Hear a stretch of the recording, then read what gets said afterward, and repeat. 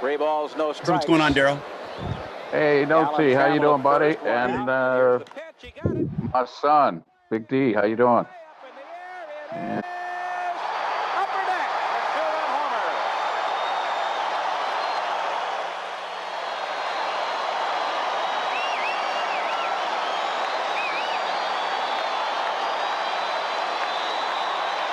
Darrell Evans, 30th home run of the year. Give you an idea how hard Darrell Evans hit that ball. The wind's blowing in from right, and that ball was a towering high ball and still carried into that upper deck. Darrell got it all. He doesn't miss too many pitches in that situation. 3-0, 3-1, 2-0. Darrell's a real good hitter when he gets his pitch. They're giving him a standing ovation, and he comes out to acknowledge the cheer as he becomes the first 40-year-old player in Major League history to hit 30 home runs in a season. Congratulations, Darrell Evans. He's set a lot of records here with Detroit. He was the oldest one to win a home run batting champion, not batting champion, home run contest. He had what, 40, how many? 40. 40 even. Was the oldest person to do that. He also was the first one to hit 40 in both leagues, I believe, and now he's the first one at 40 years old to hit 30. Congratulations to Darrell Evans. Fine gentleman. Here's a drive hit deep, way back in right center. Well hit and gone. A home run. A grand slam home run for Darrell Evans.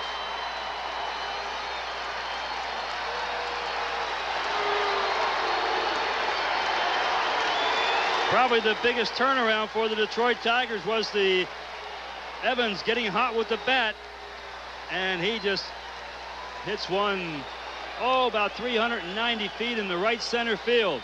A grand slam home run for Evans. Sparky Anderson turns him loose, 3-1, and now he lets him go again and hits a pretty good pitch. The ball looked like it was out over the plate.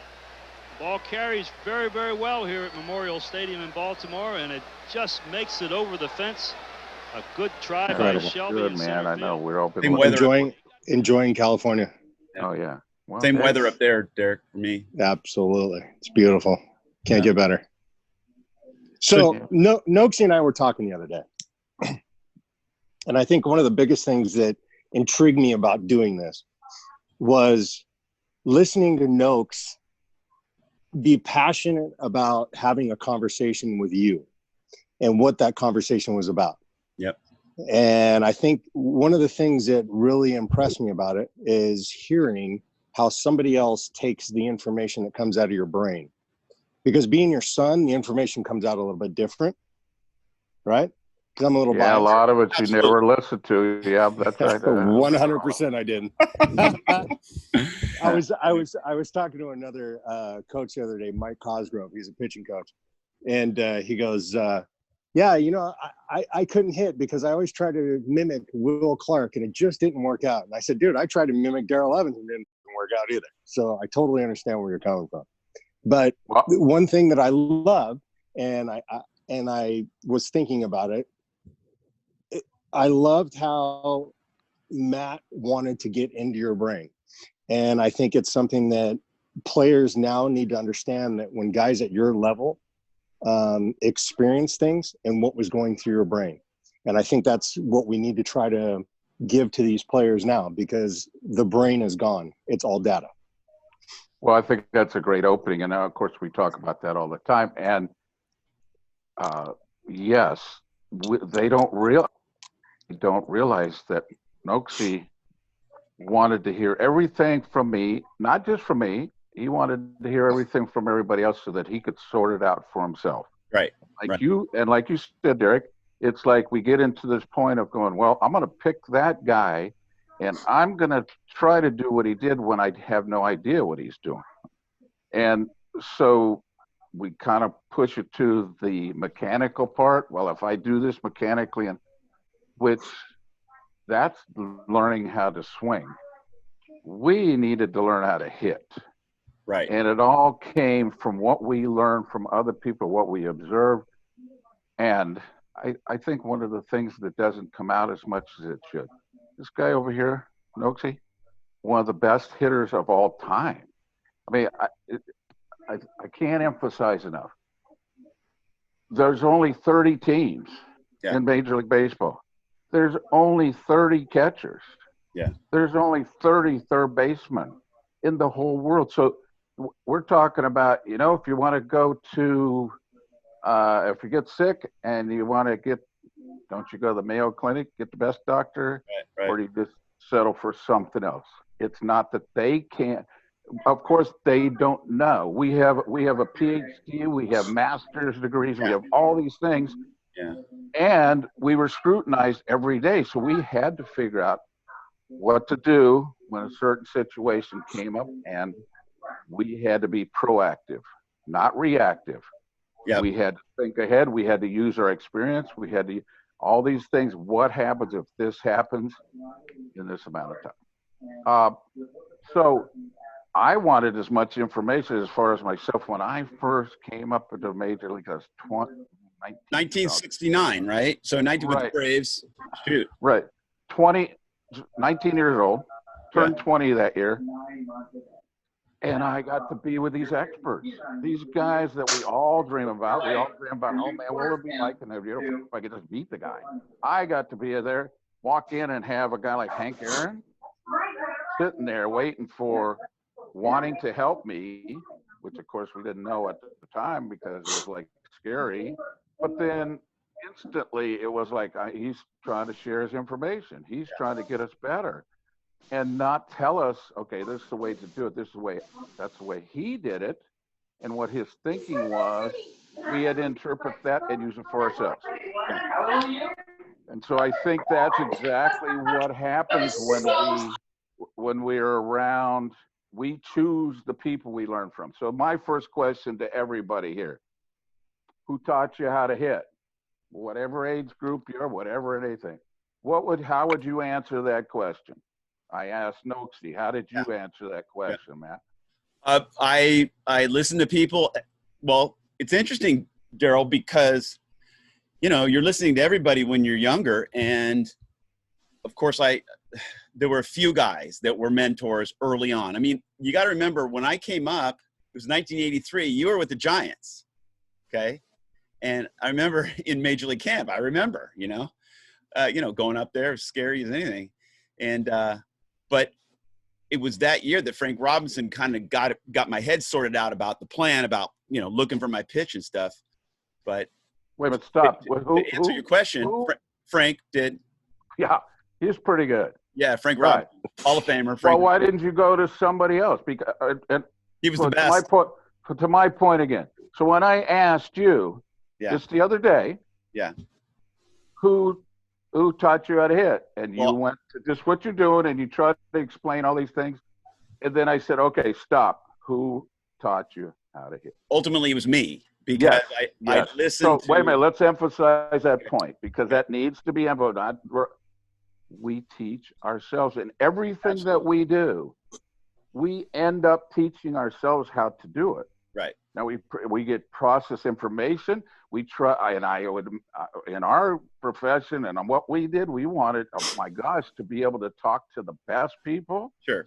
To listen to how they did it, and then we still had to interpret it.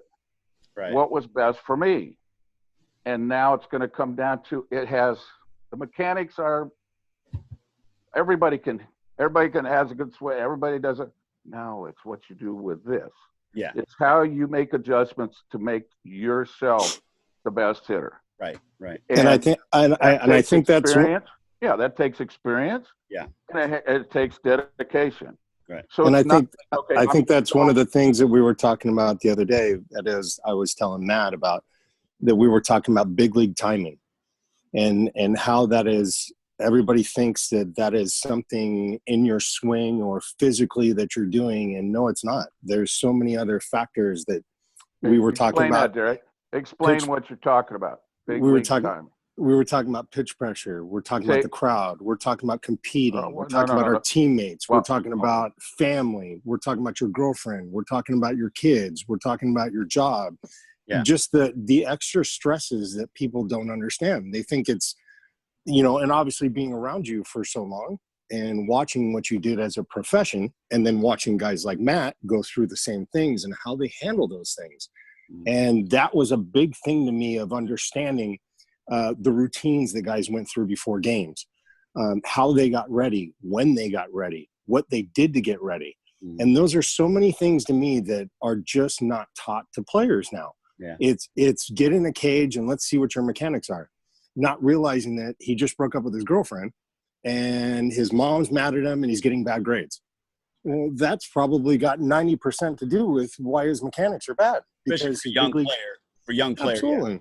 Yeah. It's big. It's that big league timing. And to watch guys like you, I was just talking to Denny about it and explaining it to him, and watching you guys go through that, the press, getting asked the same stupid questions every day. Yeah. And going through those little things of waking up in the morning and having to read that crap in the newspaper that's written about you. And now I've got to go out on the field, and who's worried about it? You guys weren't worried about it. But if I took that high school kid or that college kid and wrote an article like that, what are they going to go through the next day when they get in the batter's box? Are they still thinking about that article? Are they on deck worrying about that article? Because you guys weren't. It didn't affect you. No, and there's your big league timing. I agree completely, because that, and so if we break that down to the younger players, who's putting that pressure on them? Of course, the people that expect them to be better than they are, because they've told them and they haven't responded. So then all that pressure, like you said, so when we get done at a game, whatever level, and if we've done good, we should hear, well, what's good? Good is participating. Did I get better? Did I learn anything? Am I going to be better next time? Not, well, how come you struck out 3 times, and how come you well, you got 3 hits, so I like you and it's okay. Now we're no, that's like you said, it's much more about the mental prep, what we think mentally all the time. I think you're completely right. And that we put so much pressure on somebody to get better instantly, right? Instantly. You got, I told you how to do this. Somebody told you that you're not doing it. So I think we all have to step back and realize and go, well, if somebody did that to us, and not just in baseball or anything, make it really difficult. Instead of going through the process of going, okay, I learned something today. Oh, something I didn't know, which is like what we talk about, Nokes. We would go back to find information from the people around us and listen to them and try to apply that, what's best for us. Right. And we're going to be the ultimate judge. I'm going to wait. Nokesy, let me ask you something, Nokesy. Yeah. The first day you walked into the clubhouse and met my dad, what was your impression? What did you think? What were you thinking about? He just do you remember what you said to him? Do you remember what he said to you? I didn't say anything. I just you didn't? I mean, a big league clubhouse, you gotta just imagine what a big league clubhouse. You go in there and you see all these guys that you've admired, and they're all walking around, owning the place. And, you come up and you're like, oh my gosh, it's overwhelming. And you walk out in the field and, Candlestick Park, when I came out there, it was just all orange, it was just a shock. Of course, there's only about 1,200 fans on my debut in Candlestick Park. But, oh my gosh. Yeah, it's just amazing looking up to these guys. And ultimately, when you're learning from other people, you have to filter everything out, and you have to figure out what works for you. But watching Darrell, it gave me permission. When I'd be looking at something that I kind of felt was right, but I wasn't doing it because someone told me it was wrong. And then I watch him do it and I go, hey, he's doing it. He knows how to do it. And it kind of gave me the permission to do it. That's what I like to do with the players that I work with. But you did that, Darrell, and you kept me focused. You let me know that was 1983, and I really didn't start getting mentored by you until 1987, because I got traded to the Tigers, and then I was with them in '86. Got called up, another cup of coffee there, and then I ended up being, my up there in '87, and yeah. But think of all the experience you got from just those 3 years in between seeing or being around. Yeah. All that experience that you learned. Yeah. It wasn't because somebody else. So if we can kind of relate this, because I know there's a lot of younger people and coaches and people like this. So it's the same kind of pressure. If we all go back and go, well, I wish I could have been better when I was this and when I was young and all that. So if they just kind of remember, there's the same. It's not like, okay, prepared to meet your idols and major leaguers, and you have to fit in, or you have to, and they're so much better than you think. And it's the same thing for the young kids. They're trying to please their coaches, their parents, their peers. So instead of trying to learn what's good for them, all these other things come in. And if they're not getting positive reinforcement, it makes it even harder. So what would happen, just like that? So what would happen if, when you came up with Nokesy and you came over and asked me or whatever, something, and I just went, hey, learn it yourself. Well, of course, that doesn't happen. You used to always say, what would I happen can't if tell you that happened? everything. Well, of course. And I don't, people, I guess, don't imagine You were making a point, though. It was a good point. Well, no, but what I'm saying is, so when you struck out, when you came back in the dugout, did anybody go, hey, what the hell's wrong with you? No. As a matter of fact, at that level, I've had we've all experienced embarrassing moments. And I remember you were there. It was, well, I don't know if you were there or not, but I broke my hamate, but you weren't there because you were there in '90 with the New York Yankees. You were my hitting coach then, but the next year, I was having a great year, broke my hamate bone, and I went down to the minor leagues for like 5 games or something. I hit like 6 home runs in 5 games. And then just after that 11-day stint, and they pulled out my stitches and everything. And when I came back up, Don Mattingly, his lower back was hurting. So they said, because I was playing first base in AAA, and I was playing out, I was in a tree, just waving my glove, and everything was ending up in my glove. It was just luck, right? So I get in there, and they put me in first base, and I was teasing Mattingly, like, this is easy. I don't have any catching gear. I got nothing here. This is great. This light. All I have is my cleats and my glove. This is the easy thing. So I get out there, and remember, in AAA, I made probably 20 great plays. I mean, I didn't even know. It was like I didn't even care. I was just waving my glove, and the ball was ending up in there because I had no fear at all, right? So I get out there, and I'm teasing Madeline like this is going to be like a day off for me to go play his position. And on the first play, yeah, you're going to be Wally Pippen. First play, it was a double play thrown to me, and Randy Velarde threw a ball that was an in-between hop, and I kind of waved at it, thinking, I just wave at it and I'll get it. And of course, instead of blocking it like I should have, but I waved at it, went right by me, and we were in Fenway Park. Then I'm telling you that to tell you this. So now there's a guy on second base, and he could run. I can't remember who it was, but so now I'm a guy in first and second, and I'm thinking, okay, if the ball's hit to me, all right. So I'm going to turn double play, but I knew that guy could run, so I was worrying about him scoring too, like, hitting third and just keep going because he could fly. So I get up, ball's hit to me like a magnet, right? Just a damn magnet. So I turn the backhand, it gets caught in my glove. I can't get it, right? And so I go to throw it. I was like, no. And then I checked the guy at third base, thinking I was real smart, like, hey, he might run around the corner.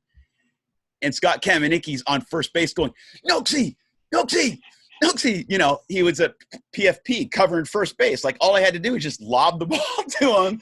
And I turned, and I was like, well, I wanted to dig a damn hole, right?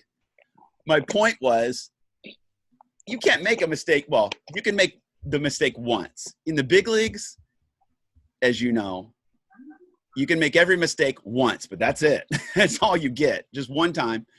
Then you got to learn from it. So I made that mistake. I'm never going to make that again. Gosh, I redeemed myself. Nobody scored, but I wanted to dig a damn hole. I had to keep my chest out, my chin up. But I came into the dugout, to answer your question, Deborah, that no one said a word, because everybody knows I'm upset. Everybody knows I wanted to dig a hole. No one said a word.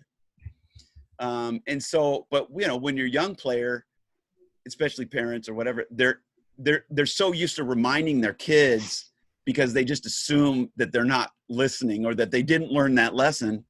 You know, it's that extra added pressure. But that's a big point, and I think that's a perfect point. And I'm glad you told me that story, because if I was there, I'd be over with the manager and going, "Let's get Nokesy the hell out of the game." You would have. Hey, yeah. Tell them about. So this past ABCA, me and Pops went to, and we ran into Dusty Baker. Okay, yeah. And I hadn't heard this story yet, but tell them about Hank Aaron playing first base, and you were playing third. Well, I was, of course. And Dusty brought this up, so it was kind of funny. So set it up. You were playing third base, right? Mm-hmm. Okay, right. And okay, so you know, the old adage was, well, Hank's, you know, is losing a step in the outfield, and we had some young outfielders that, okay, if we got to keep Hank's bat in the lineup. So Eddie Matthews, who was the manager, one of Hank's best friends, you know, probably the best duo of all time of home runs, and same team, 2 Hall of Famers. So Eddie got the idea, well, we'll take, which is, I guess, permeates, and like, well, we'll take him on a right field because he's slow and he can't move around too good, and we're going to put him where all the action is, at first base, in a place he'd never been before, which is just like you were talking about. The ball, instead of the ball being 200 feet away, that ball is going to be there and you know, 60 feet, 90 feet away. Yeah. So of course, even though Hank was such a great player, played 20 years already, right, he was scared. Of course, he didn't show that. He didn't talk about that. But heck yeah, you get put in some place where you have no clue. So Dusty's talking about the same thing. Yeah. Okay, so I remember the second ball. So this is the first time he had never been over first base. Maybe, I don't even know. I guess he took ground balls before the game, whatever. Right. He had a glove on it. He didn't. Yeah. Second ball was hit to me at third base. A 1-hopper, 2-hopper, and it wasn't like, okay, I threw it as hard. I didn't need to throw as hard as I could. Right. I threw it over there, and he missed it. He just missed went it? Between his glove and his head. So. Oh my gosh! You know, that was as close as getting to released or, you know, put in jail to hit Hank Aaron. But the point is, so of course we laughed. Yeah. You know, maybe not right to his face, but we laughed later. And of course we talked to him about that. And like he said, give him shit. Hey man, I was in an uncomfortable situation, didn't know what to do. And he goes, well, you know what? Your ball moved a little bit the last minute. But it's like, so the excuses. Well, yeah. So the comfort level, the best word about it is the comfort level of doing something for the first time and then learning how to make adjustments to fix it. And he got better because he caught 90% of them after for about, you know, for a little while. And then, you know, he got a little more comfortable and all that kind of stuff. And so we had a good laugh at, to me, the best player of all time, whatever. And he was human and was showing that, hey, okay, we can't just expect somebody to make changes right away. Just because we think that we need to remind them. If we remind them, that's why they didn't do what they want to do. You know, that kind of goes to when we hear this all the time. And I talk about this all the time when I do clinics for young kids and all that kind of stuff. And I ask them questions. Who answers? Their parents. Right. You got their parents answer. They tell us about all the things he accomplished or what he is and all that kind of stuff. When we watch a game with young kids, who yells from the stands all the time? The parents. you should be doing this. You pulled your head. You shouldn't swing it up. It's like, Right. so we don't allow them to learn themselves. Yeah. Afterwards, it was like, okay, what we do, Derek and you, all of us, we learn after a while. When we go to some other guy that's in the major leagues, one of the best players already, we approach it a little different. Well, hey, what happened there? What were you thinking? What going on? And of course, that's why they didn't say anything to you, Nokesy, because they knew they're waiting for the next time for you to learn. Yeah. And there's a difference between AAA and the big leagues. We'll AAA is we'll talk about that later. Right. But you made it like, well, I just did it. No, because you were a catcher already. You were used to catching balls and bouncing in the dirt. Right? So, but when you're an outfielder, you ain't used to that stuff. So anyway, of course, remember, that's what we're trying to portray to people. Yeah. Is that we expect way too much of instant improvement. I guess that's the easy way to say it, because if I was on the baseball field, I might say it a little bit more directly to the people that are trying. Yeah, I know. We're all trying to get them better. Yeah, we all want them to do better, but we've got to be patient. I make this a point all the time. So when you learn how to drive, right? When you learn how to drive, how do you drive? You're taught to put your hands like this, right? You just estimate when you're. All right. So, but when you learn how to drive, you don't drive like that. No. You're relaxed and all that kind of stuff, right? So it's the same kind of thing. We're trying to get them to a point of going, okay, take in information, find out what works best for you. We're going to be patient and give you time to do that, instead of judging you because, you know what, I'm embarrassed because you struck out, and why are you striking out? You should be this, you should be that. So that's, I guess, one of the first things that people out there need to understand. Yeah, if you leave someone alone, it's amazing how much they can pick up if they're conscientious, if they're hardworking, if they want to get it done. Now, that's up to them. Right. That's up to them ultimately. Right. Okay, and this is something that I know I've talked in depth with both of you about, and this is one of the things that really intrigued me about being around you guys. The on-deck conversations that you guys had. Yeah. The things that was going through before that moment where you have to go up and compete in that box. And this is one of the things that I wrote down because I wanted to ask you, Matt, like, what is one thing that you heard maybe from my dad or whoever it was that stood out in your mind when you walked on deck and you started warming up? Like, what's one conversation that just like clicked to you? Was it, and let's reference my dad because obviously he's here. Yeah. It's, well, first of all, it's mindset, like what Darrell's saying. And I remember I hit we were playing the Kansas City Royals, and Darrell and I were talking about this, that I hit 2 home runs this day, and I hit a double, and then they put the shift on me, and I laid down a bunt, got it past the pitcher. I was like, yes, I was like so proud of myself, and I get in thinking everything's fine. Darrell comes around, sits down next to me. He goes, "What are you doing?" And I go, "What?" He goes, "Why'd you bunt? You just hit a couple home runs and a double that rattled the wall. That's what they wanted you to do." He goes, you can't give in. And so I guess to answer your question was, he said, you got to be a threat. You got to go up there and be a threat. You got to take your A swing. And watching Darrell, he never gave in. He took his A swing on, it didn't matter, 0-2, 3-2, 0-0. He took his A swing. He didn't choke up or something, take an A or a B and a C swing.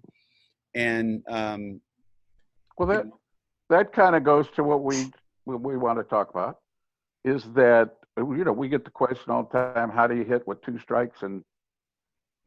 And to me the answer is, well, if you're going to change with 2 strikes, why wouldn't you hit like that all the time if it was so successful? Right. When in reality, you've given in, just like you said. Given in, right? Because all of a sudden with 2 strikes, the worst thing a baseball player could do is strike out. Oh my God. Isn't that kind of what everybody's like? Well, if you put it in play, you got a chance. Wait a minute. In the major league, in any level, every time, and the thing about it is, well, the better you get as a hitter, the more often, every time you swing, as you get to be better and better, you put that ball in play. Now think about this. If I put 3 balls in play, 2 of them are for sure going to be outs. The best people in the world hit 333 ever, or whatever around it. So every time we swing, 2 out of 3 times we're going to make an out. Right. So it stands to reason that, well, is it important that I put it in play for maybe sometimes there's, I can't strike out, man, on third, those kind of things will let you out. Maybe. But to me, so if we're down by 2 runs and a man on third, putting it in play and getting that guy in, that all of it, I'm out. That guy scores, and we lose by 1 run. So there's all kinds of situations like that. And what you were saying is that the confidence to go, okay, if it's, why does it change when there's 2 strikes as opposed to when there's no strikes or 1 strike? Right. This is a big thing. You know how we talk all about this and teach all about that. Okay. So if that's the case, and I know maybe people are going, wait a minute, I never heard that before. Right. Well, yeah, of course. But it's reality. And we had in 1990 in the Yankees, we had a great leadoff man. Steve Sachs led the league in hits. Yeah. Right? Yep. Hit, I don't know, 310, 320. And I got to him sometimes, and that guy could hit. He could do both, but he didn't. He just wanted to put in play, run, because he thought that was the most successful way. Well, I asked him one time, and I go, hey, how you doing? And he goes, oh, I'm doing good. And I go, you know that you make more outs than anybody in baseball? He did. Yeah. 750 plate appearances, walked like 5 times. Right. He only walked 320. He made more outs by far than anybody in baseball. Right. So it's wasn't a put down. I was just, I mean, it was kind of the way it is. And to realize and go, so I grew up idolizing Eddie Matthews because left-handed third baseman, home run guy. And when I was growing up I want to ask you more about that later, but yeah. Okay. So anyway, realistically, statistics, I guess we'll get to that. What statistics are really important? Right. Which ones really, to me, I guess we should talk about, how do the major league players judge each other? Yeah. Do they judge each other? That's a good point. What their average is? Right. If I ask a pitcher, major league pitcher, the best of whatever, Greg Maddux, anyway, Phil Niekro, right? All these guys, I've had to hit off them. That's not really fun because the hardest part about hitting is even after you hit it, you got the 7 best defensive people in the world catching the ball. Right. So it becomes harder and harder when they get better and better. So anyway, growing up, I picked Eddie Matthews because him and Hank were on the 57, 58 world champion teams in Milwaukee, big stars and all that kind of stuff. Eddie was a third base, left-hand hitter, all that kind of stuff.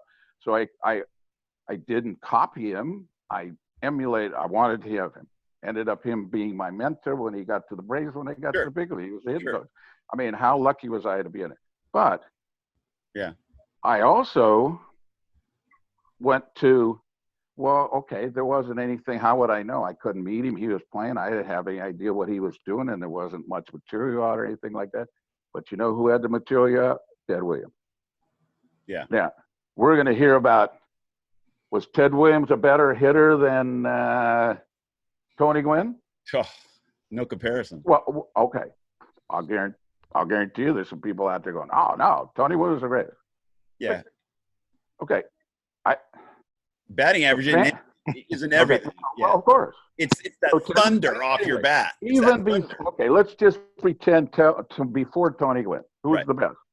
I don't know. We don't know. Babe Ruth, Ty Cobb, who knows? Ted Williams was certainly one of them. He was certainly one of them, yeah. And he has a book out that's still, was out there. Right. And he had it real simple. Okay, that's what you do here, here. You do this, you do that, and that's it. It was real simple. But the biggest thing I got out of that book is he had a picture of himself, and he had the strike zone, and he had balls, 9 wide, 9 whatever, and it said, "This is what I would hit if I swung at this ball, and this ball, and this ball." Well, of course, there were some places that was a lot better. I mean, he thought that he'd only hit 320 on a ball up and away or down and away. Well, the rest of us are like, "Well, it's 320, man. That'd be great to hit it." It's pretty, yeah. But this is what he thought of himself. This is what he. Right. It wasn't being arrogant. It was like, and the point was to get the pitch you can hit best. Right. Right. So and everybody I've ever talked to, everybody before me, all those great hitters, the ones we played with. Now I don't hear that. I mean, still hear that, but it's much more. There's other stuff that's most important. But so Ted showed everybody, that this was what he learned from Ty Cobb. His mentor was Ty Cobb. Right. Right. He talks about that all the time. And the thing they had in common was people go, "Wow, they were different hitters and stuff." That's not the point. The reason why they were so good is because they swung at the pitches they could hit good. Right. Not because they were strikes, not because, okay, I'm going to give in, and now this guy's going to be so good, he's going to make this perfect pitch, Right. and I'm not going to hit the pitch that I should hit as good. Right. So that's what I learned growing up. That's what I learned, and I watched, and the people that I played against and the guys that were good, and it was like, there wasn't the free swingers. They're not good hitters. They're not the best hitters. They certainly don't do as much damage as they should because they don't hit bad balls. And as we watch on TV, it's really cool now because we can watch all the games. But we don't really watch them the way you and I and Derek do. Right. Right. It's a little different. They watch the games, and depending on the results, was like, "Oh, that's why." Yeah. Well, this guy That's a trap. struck out. That's a trap. This guy struck out. And if we look at it, it's because 95% of the time they struck out when they swung at a ball. Right. They It wasn't didn't strike. miss. They didn't miss a strike. Right. And especially if they like a ball in a certain spot and you throw it there, they don't miss it as often. That's why we were so good, Nokesy. Yeah. We didn't miss the pitches as often as other people. Right. And so as you learn that, it's like, okay, but I see a lot of teaching and coaching and go frustrating after I finished playing, and as a player after 10 years, I was a coach too. I mean, right? Yeah. After I your was 10 passing years along. in the big, Right, but I wasn't officially a coach because I Right. couldn't have 2 jobs. I kind of had mentor. to be good so I could continue to be a player. But you learn all that, and people come to you. When I became a coach with the Yankees, the Tigers and the Yankees, when I left, and I was the Yankees big league hitting coach. Well, I went to and watched all, and we had good hitters on the team. Madley was there. Unfortunately, he was hurt. Yeah. And so, but listening to them, I didn't come in there and go, "Well, you got to do it this way. You got to do it this way." I came in and went, "Okay, so what are you thinking here? What are you doing?"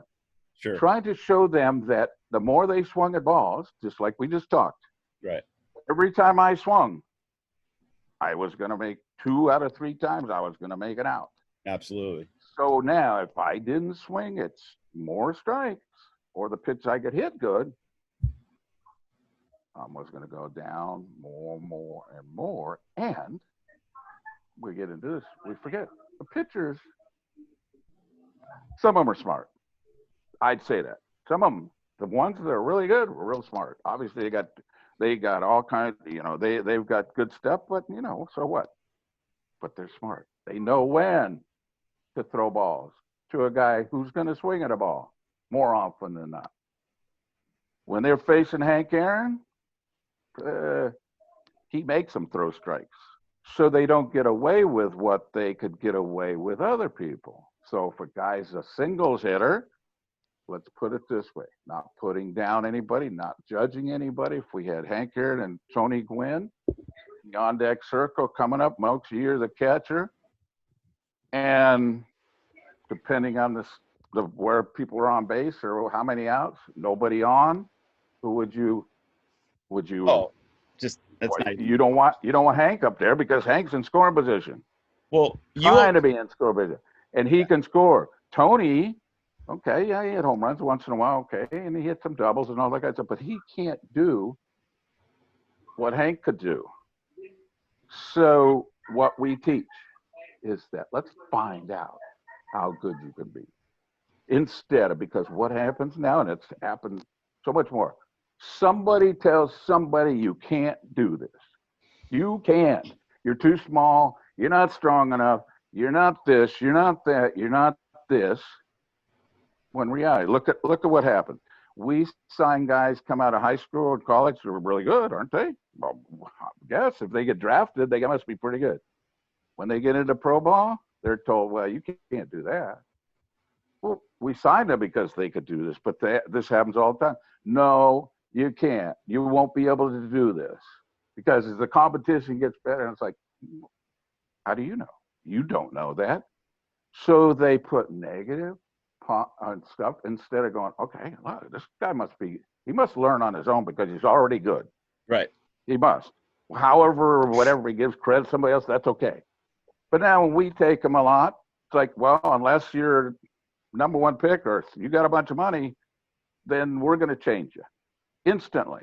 We're going to change you, right? Well, we've all gone through it. If you put it down to the little league level, the other level, we'll go watch a T-ball game and somebody's telling this kid, well, you're not big enough. You can't do this. And well, you got to hit it to the opposite field. You got to hit it over here. You got to hit over there. And it's like, wait, this guy, they can't even barely hit it. Right. Now we're already telling them, well, the only way you can be successful is to do it this way. And then when we ask them, where did you get that idea? And they go, well, Tony Gwynn and Jeter. And see, they use the whole field. Yeah, right. Stuff like that, which is, well, then how come we have shifts on everybody? If they all hit the whole field, and then what do we tell them? And go, well, like you. Well, Nokes, you just hit it over there where they're not. Like it's easy to do.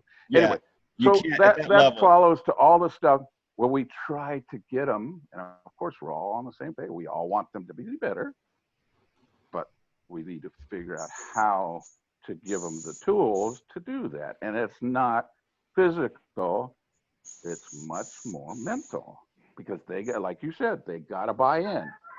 You know, some people they're not gonna want, maybe they don't love it that much. They like it, they like playing, but what I would love to do I would love, and there's how many millions of people, with the stuff going on, everybody wants to get back to see baseball, right? I would love to have everybody that loves baseball stand in the batter's box one time, right, to see it. Bat. They'd have a little better appreciation, although some of them go, well, I faced them. Yeah. They have a little bit more appreciation how hard it is. And like I said, remember, after we hit the ball, we got an Olympic sprinter in center field. Running that sucker down, right? Well, yeah. And the shortstops and the second baseman and the third baseman are quickest. I mean, look at it. So it's like 100 guys out there. So it feels like. If we would get some humbleness to go, I don't know how to do this so much. I need to go find out somebody that did. Yeah, you got to find out someone who knows. You got to go to someone who knows. A lot of the players that we work with have gone to other people, and the people that they work with, they're the self-proclaimed hitting gurus, the online, and they're well-meaning, but they're teaching what they were taught, and it didn't work for them. And if it didn't, if they had a limited success, but unless you figured it out, it's. Okay, so go back to that question we were talking about. Who taught you how to hit? You're one of the best hitters all time. Who taught you how to hit? You eventually did. I eventually did. If we can spread that around and go, okay, you took information from everybody, but there's no gurus. Because there's no twin. There's no clones. Right. You know, I mean, if we just watch a major league game, everybody goes, well, if you watch the Yastrzemski, kind of held his hands up here. But the people that really know, by the time when he took a stride, his hands were Your down. hands are there, down, right? Like everybody. Like everybody. But we go back to the things that don't really matter.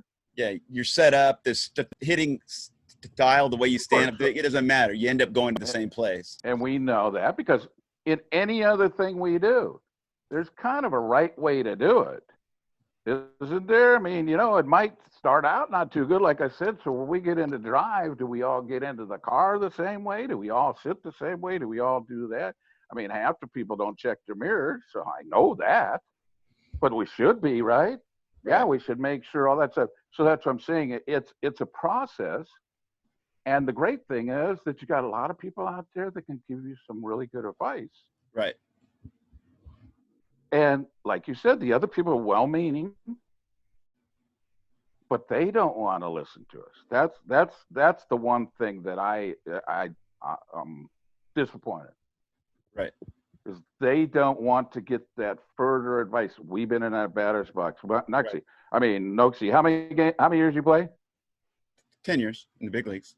10 years. 10 years. 500 at bats at least, right? 5,000 times you were in that batter's box. Yeah, right. Do they know anybody else that has that kind of experience? Yeah, no. No. You know? So it's like, okay, so that's what we need to have more people realize. And remember, if somebody gets good at something, they want to get credit for it. Don't they? I mean, the only way we're going to get better is to go, well, man, I'm learning this. I get some gratification. I get some, instead of going, well, I taught you that. Oh. Yeah, right. That's what it ends up being. Yeah. Hey, exactly. let me change gears here real quick. Yeah. Let's just show everybody who's watching what we're really talking about. This is your career right here. I mean, you start looking at by year 5, you got 41 home runs. You led the league in walks, 124 walks, 104 RBIs. Second in RBI, second in runs scored. So these are the numbers that count. Runs scored, because they can't take them away from you. A hit, you could get your hits watered down. I mean, you go 4 for 4 and then 0 for 30, your hits are watered down. But your doubles, home runs, triples, RBIs, runs scored, walks, I guess if you're fast stolen bases, but I mean, look at these numbers here. I mean, 124 walks, 126 walks, 105 walks, 70. I mean, you were a freak when it came to getting on base. Look at these runs scored. No, I was advanced. I was a little bit advanced because I had figured it out, and I had Hank Aaron and all these great hitters around me going, why are you swinging at pitches you can't hit good? Right. I mean, look at this, 414 home runs. I mean, just to get an idea of what we're talking about, of what you did. You had 414 home runs, 2,300 hits, which is, these are Hall of Fame numbers. 1,350 RBIs, which is, runs scored, and what were your RBIs? Same with RBIs. That's just ridiculous. You look at like a Hank Aaron or something like that. I mean, it's right when you're talking about RBIs. The other thing is your WAR. I mean, think about this. Like Mark McGwire, I think was like 62. Jose Canseco was like 38 or 42 or something like that. I mean, this is huge. Nokesy, I think there's one thing, and scroll down to 87. Me and my dad were talking about this, and I was talking to some players about this. Scroll down to 87 because this is something that you had talked about when Pops was the oldest player at 40 to hit 30 home runs. Yeah. And I looked at that year, and one of the things that I really noticed is look at how many ground ball double plays he hit into that year. 500 at bats. Where do you want me to roll? Where is that? Scroll down to 87. Past total bases. Yeah. So I called Pops and I said, hey, Meat, I just happened to look up some stuff, and I said, 87. He goes, yeah, I was hot all year. So when he said that, I looked at his stats, and I was like, all right, 35 home runs, 100 runs scored, 100 walks, 100 RBIs. And I'm like, do guys really look at a year like that and say, I was hot all year? So when I showed him and I said, how many ground ball double plays did you hit into? And he goes, freaking none.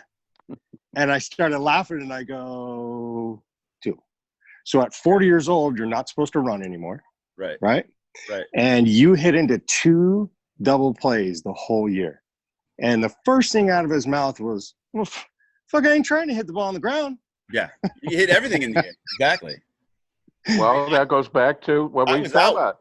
If I hit the ball on the ground, I'm out. The only people that benefit from that, because if I hit the ball on the ground, it's pretty much luck that I hit it in between the fielders, isn't it? I mean, if we could do that all the time, heck, there's nobody ever even come. I mean, nobody's ever hit 400 in 50 years, 60 years. So if they could do that, why wouldn't they do that? Well, because the cancer goes back to, if I hit 3 balls and they're all on the ground, you're out. And I have a chance. Great story from Cal Ripken. You know, great guy. I mean, he's great. He's humble. He's all this stuff. And I know I went to a golf tournament with him and Eddie Murray, good friend. I mean, you know, 2 of the best ever. And they're kidding each other. And Brooksy's, Brooks, I was there too.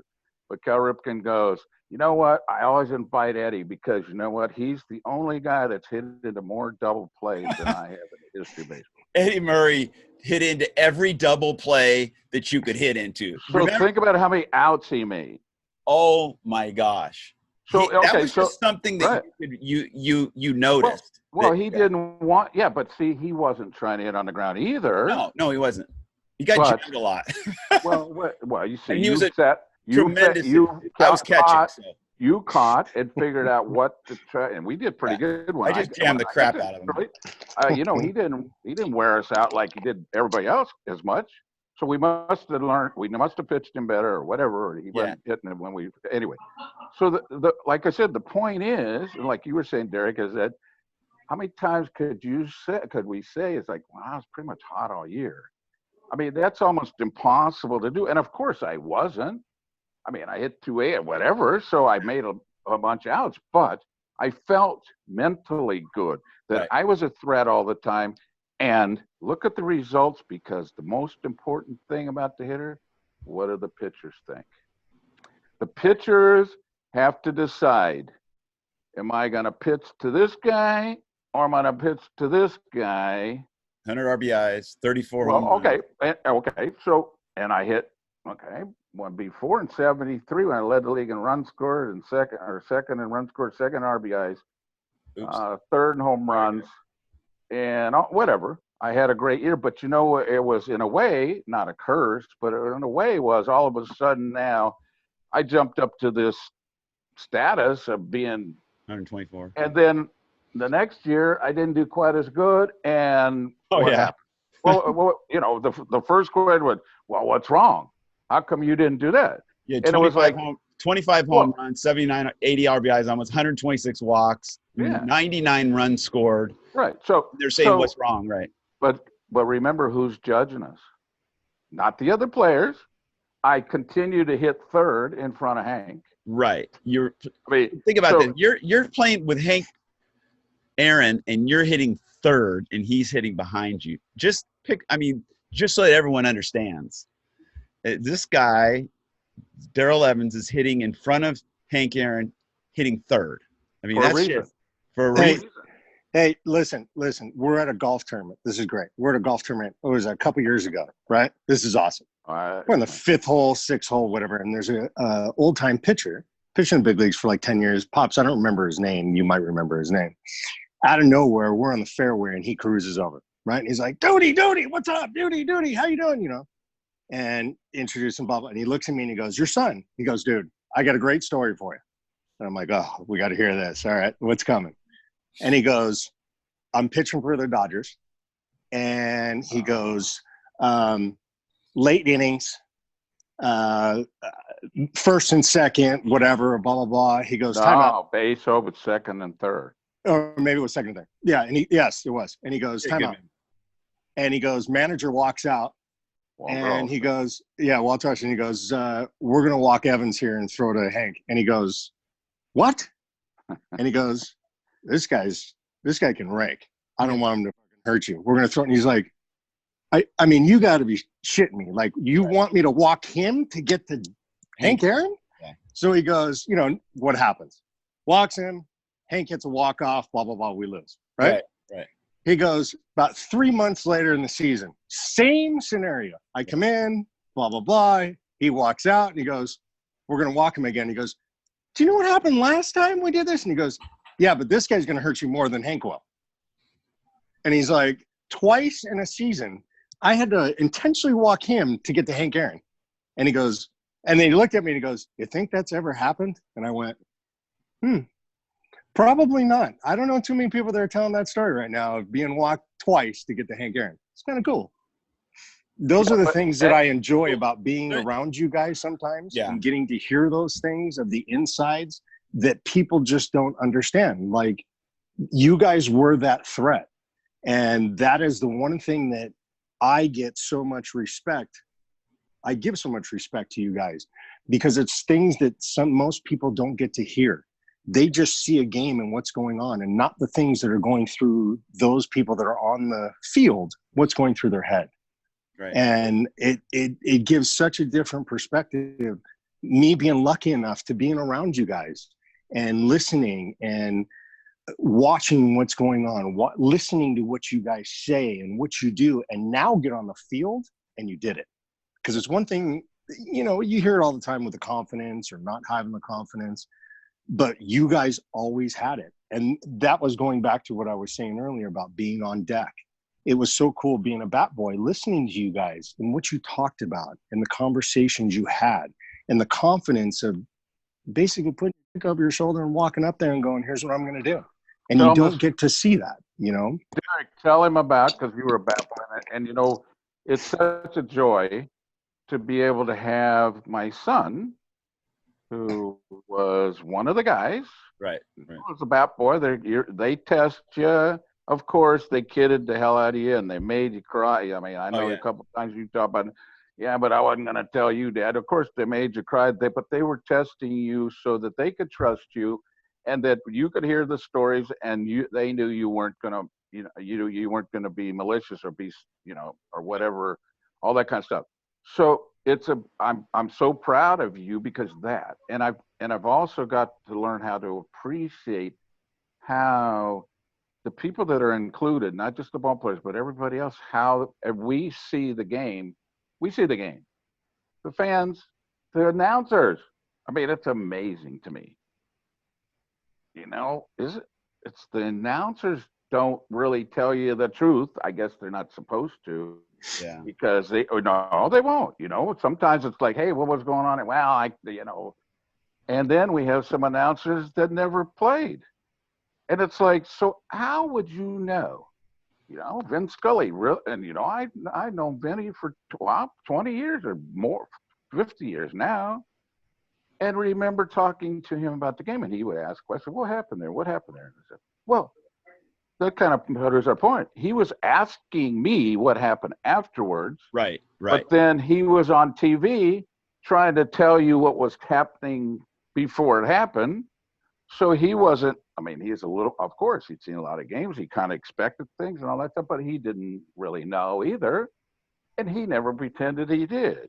But we see all this stuff about, well, this is what happened. These were going on. And it's like, when you first talked about it, it's like other things are happening. You just mentioned and go, well, you guys always had confidence and all that kind of stuff. I asked Maddie the other day. I go, Maddie, did you ever sit in the on-deck circle and go, oh my God, I can't hit anybody, anything right now.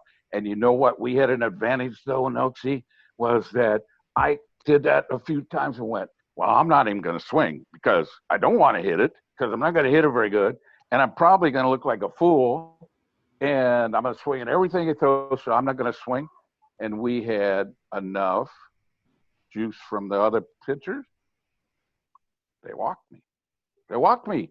They didn't even come close because I didn't show them that I was, hey, man, I'm not going to swing because I can't hit. But they didn't know that because we build our reputations. We build our, our forward, and it kind of goes the same way. So, I mean, the fans are going, well, the best pitchers to win every time. But in reality, think about that. The best pitchers barely, I mean, how many pitchers win 20 games a year?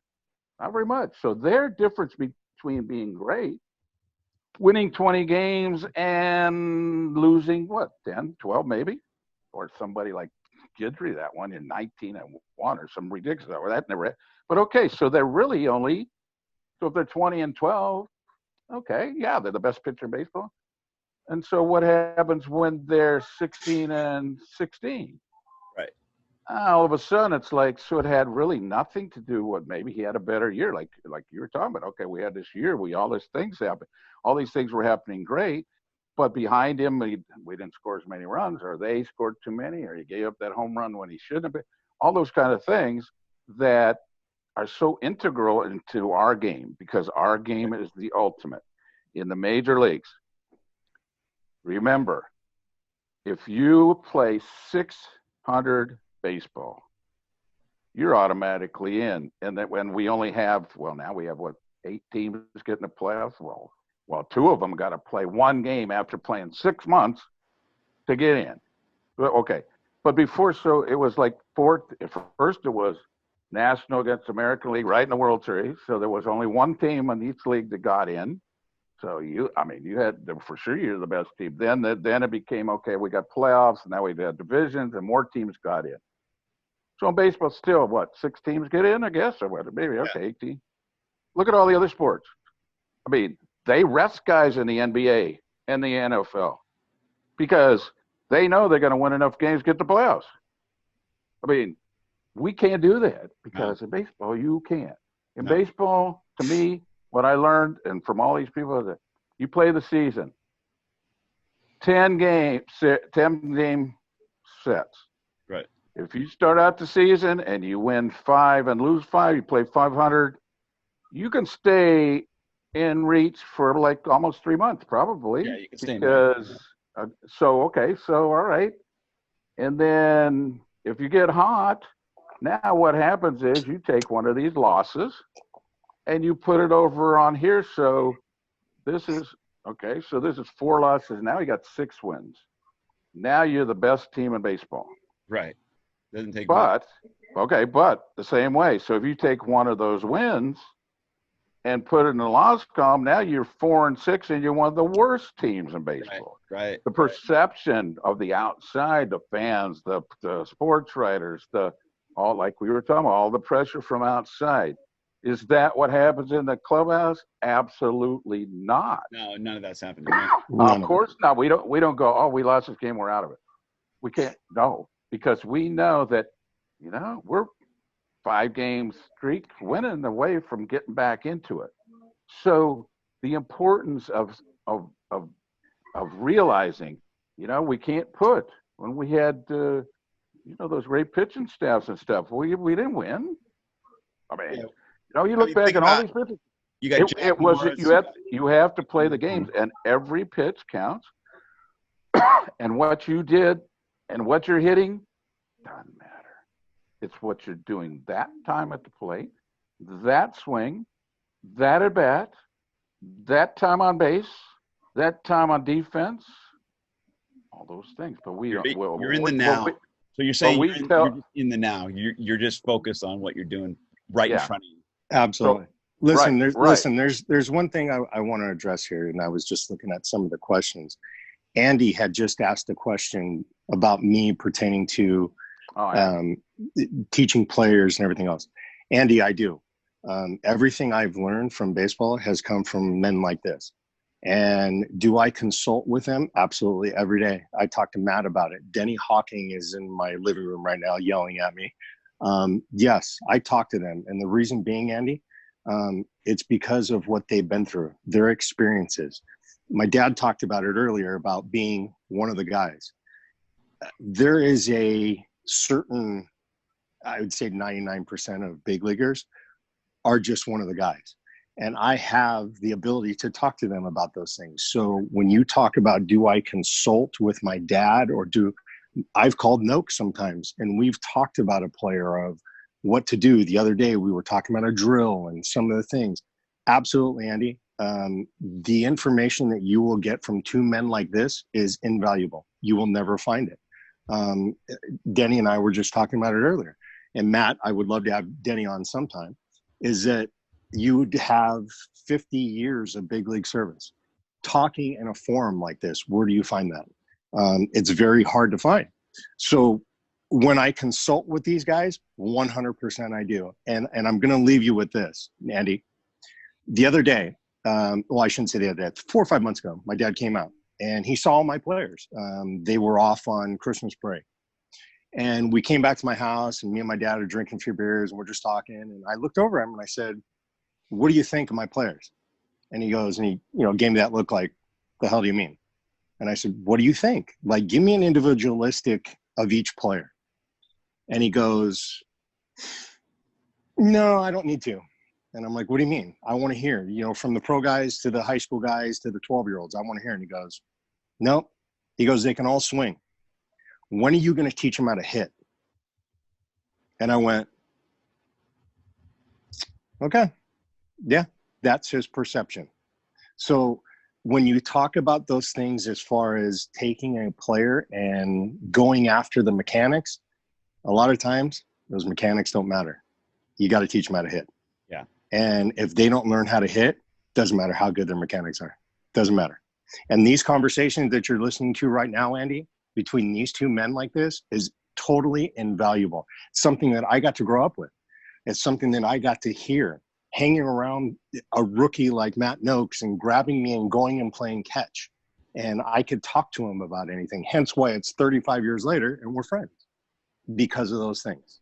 Yeah. So if you have the chance to ever sit down with any big leaguer, pick their brain. Don't be scared. They are just one of the guys. Most people don't look at him like that. They think it's a big leaguer. I can't talk to him. I have to ask him for an autograph. Couldn't be farther from the case. Couldn't be farther from it. Oh, so here's what we're going to do.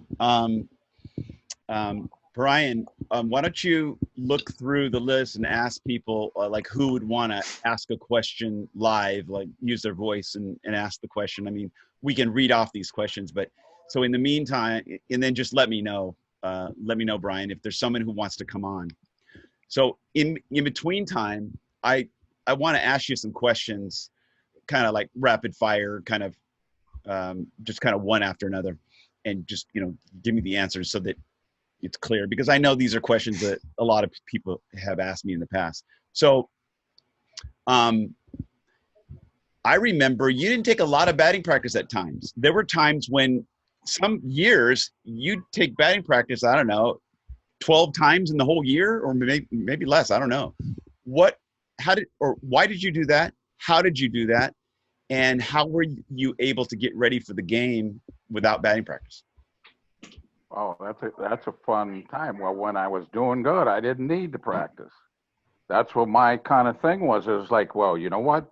Why would I go out and batting practice to me after the season started was, it was just to get loose. It was just to kind of like, okay, I'm seeing the ball, and yeah, I hit 8 out of 10 balls good in BP yesterday.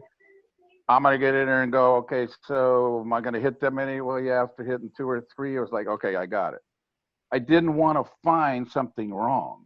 Right. I didn't want to have an excuse to go, well, if I don't do the same thing every day, then it's not going to work. So because, think about this, shoot, at the early part of the season, my God, we're playing in snow. Freezing. We don't get to take BP. And we just came from this warm for 6 weeks. Get on that plane 3 hours later, we're playing in the snow.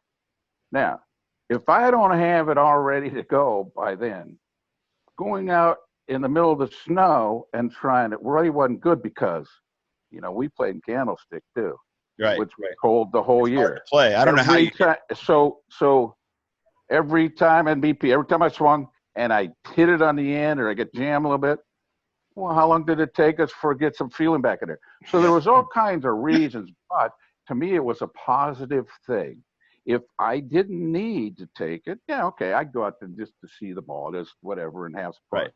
And, you know, sometimes when you're like, you know, the pitchers are, wait, Derek can tell you, sometimes the pitchers would go, oh, and they go, oh, look, and they'd all lay down in the grass in the outfield because they knew I was going to hit a home run almost every time. Right. So Yeah, that was a positive thing. That was a good thing. I almost never went down and hit in the cages. The only time I ever hit in the cages was to get loose when it was too cold outside.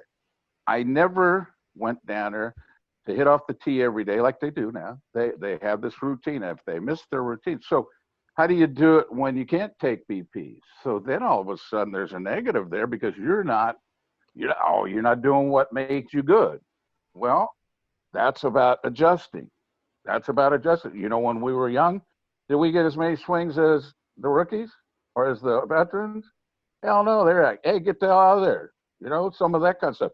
So you had to learn how to make adjustments, and it's all frame of mind, positiveness. So if I hit 2 balls good, I'm done. I had enough.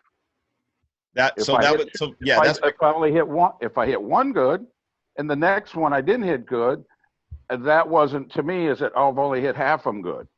To me, it was like, okay, I hit this last one good, but not too good. And if I hit not too good, it was like, okay, what am I going to do? So here's the difference, Darrell. Here's the difference. Most people go in and they hit and hit and hit and hit. And they're not doing it with purpose like what you would do. You went to a certain depth you wanted the ball to travel to, and you had a feel. You wanted to hit it up front, and you had a certain feel at contact. You always rehearsed. I wanted to show everyone this thing right here. This is, well, you probably watched a little bit of him swing, and we can talk about this as well, Darrell. But yeah, you know, there's a little zone that you're looking for, seeing the ball. So here's Darrell hitting. I just want to bring this up. Notice that he's not swinging with his hips or his body. He's swinging the bat. He's not swinging his body. He's swinging the bat. Look at his hips. His hips aren't really rotating a whole lot. Watch this. He's swinging that bat. That was so beautiful about how you swung. And when you watch a major league hitter, what you saw more often than not was, and this is what I talk about, how your lower body stays relatively sideways. And so because you're swinging the bat, it's your anchor to swing against your lower body. And look at this. Your belt buckle is pointing toward the 5-6 hole, and you already got the bat at contact. I mean, this is the guy, 414 home runs. You're swinging the bat, not your body. You're swinging the dang bat. I mean, this is just beautiful. Look at the back foot. Look how he stays on it, sideways on the ball. Look at the posture, leaning over the plate. And notice also, when you hit it, you're falling over the plate a little bit to hold your posture. It's not that you're falling. It's that you're maintaining your posture there. And the other thing I wanted to show was check this out. Are you swinging up, or are you just trying to hit the bottom of the ball? I mean, tell me. That's a pretty Neither one. I'm not trying. Wait a minute. It's hard enough to hit the ball. Right. It's hard enough. So, you know, I never heard this before until it's like, now, first of all, we can't. I mean, the best guys ever hit it 2 out of 3 times, maybe hard, but still only got 1 hit. Right. And now we're trying to tell people and go, well, no, we're trying to hit the bottom of the ball now. Now we're going, let's see, 100th of an inch more. Now we got to aim better, and we got to try to hit it in the air, which we know is the result of hitting a round ball and a round bat, center or just above center, or just below center. If you hit it just below center, it's going on the ground. It's not how you swing at it; it's where it makes contact on the bat. Right. Right. And remember, so and everybody, when you release the bat, it goes up. When you Right. okay, Right. so I mean, look at in after golf. you roll over, right? No, it's when golf. It's like that. How do they direct the ball? They put the ball back a little bit or a little bit forward or whatever and all those good things. The same way we learned to do hitting. In what? 3.8 seconds? What 0.38 seconds? We had to Go figure back out all again. this. Yeah. And then you're trying to tell me to hit the bottom of the ball. The hell, Nokesy. You did well. Just think You about saw that. what the ball did, and you just aim a little bit lower. You didn't. Well, I didn't no, try to hit the top of you're the ball. saying you're trying to tell me what I did. No, you're right. You're right. You're right. I'm sorry. We didn't have time to do that. The Okay. reason why is because we did it enough Okay. to go, okay, I don't know. So, this point right here. So that was your feel then. Your feel was just to hit it in the air, and that was your feel, whatever that was. If you go out and to throw a ball, does everybody throw it the same? No. Like you said, it's my feel. One of the things that's, okay, let's talk a little bit about launch angle. Okay. It's a great tool because it tells us about geometry and physics. Okay, so if I play catch, we had some fun with us the other day. We're out there playing catch with somebody, right? And then when we start getting a little bit loose, okay, we back up, right? Most of the time we start backing up, okay? You back up to 60 feet, okay? You throw the ball, and you got to throw it hard enough so it doesn't hit the ground with gravity. So you start to throw harder, right? And then now when somebody backs up even another 20 feet, what do you got to do? You got to aim it a little higher, don't you? That's what launch angle is. Right. But you also have to throw it as hard because it won't work unless you maintain that speed. So that's how launch angle is. It's the guys. Derek's the expert at this. If a guy hits a ball 90 miles an hour, not too many people could do that, but if they hit him 90 miles an hour and they hit it, what's the angle, Derek? It's going to be a home run every time at what? 30 degrees. 36. 30 degrees. Okay. So same thing. So just stop. That doesn't matter who it is. Doesn't matter how they swing.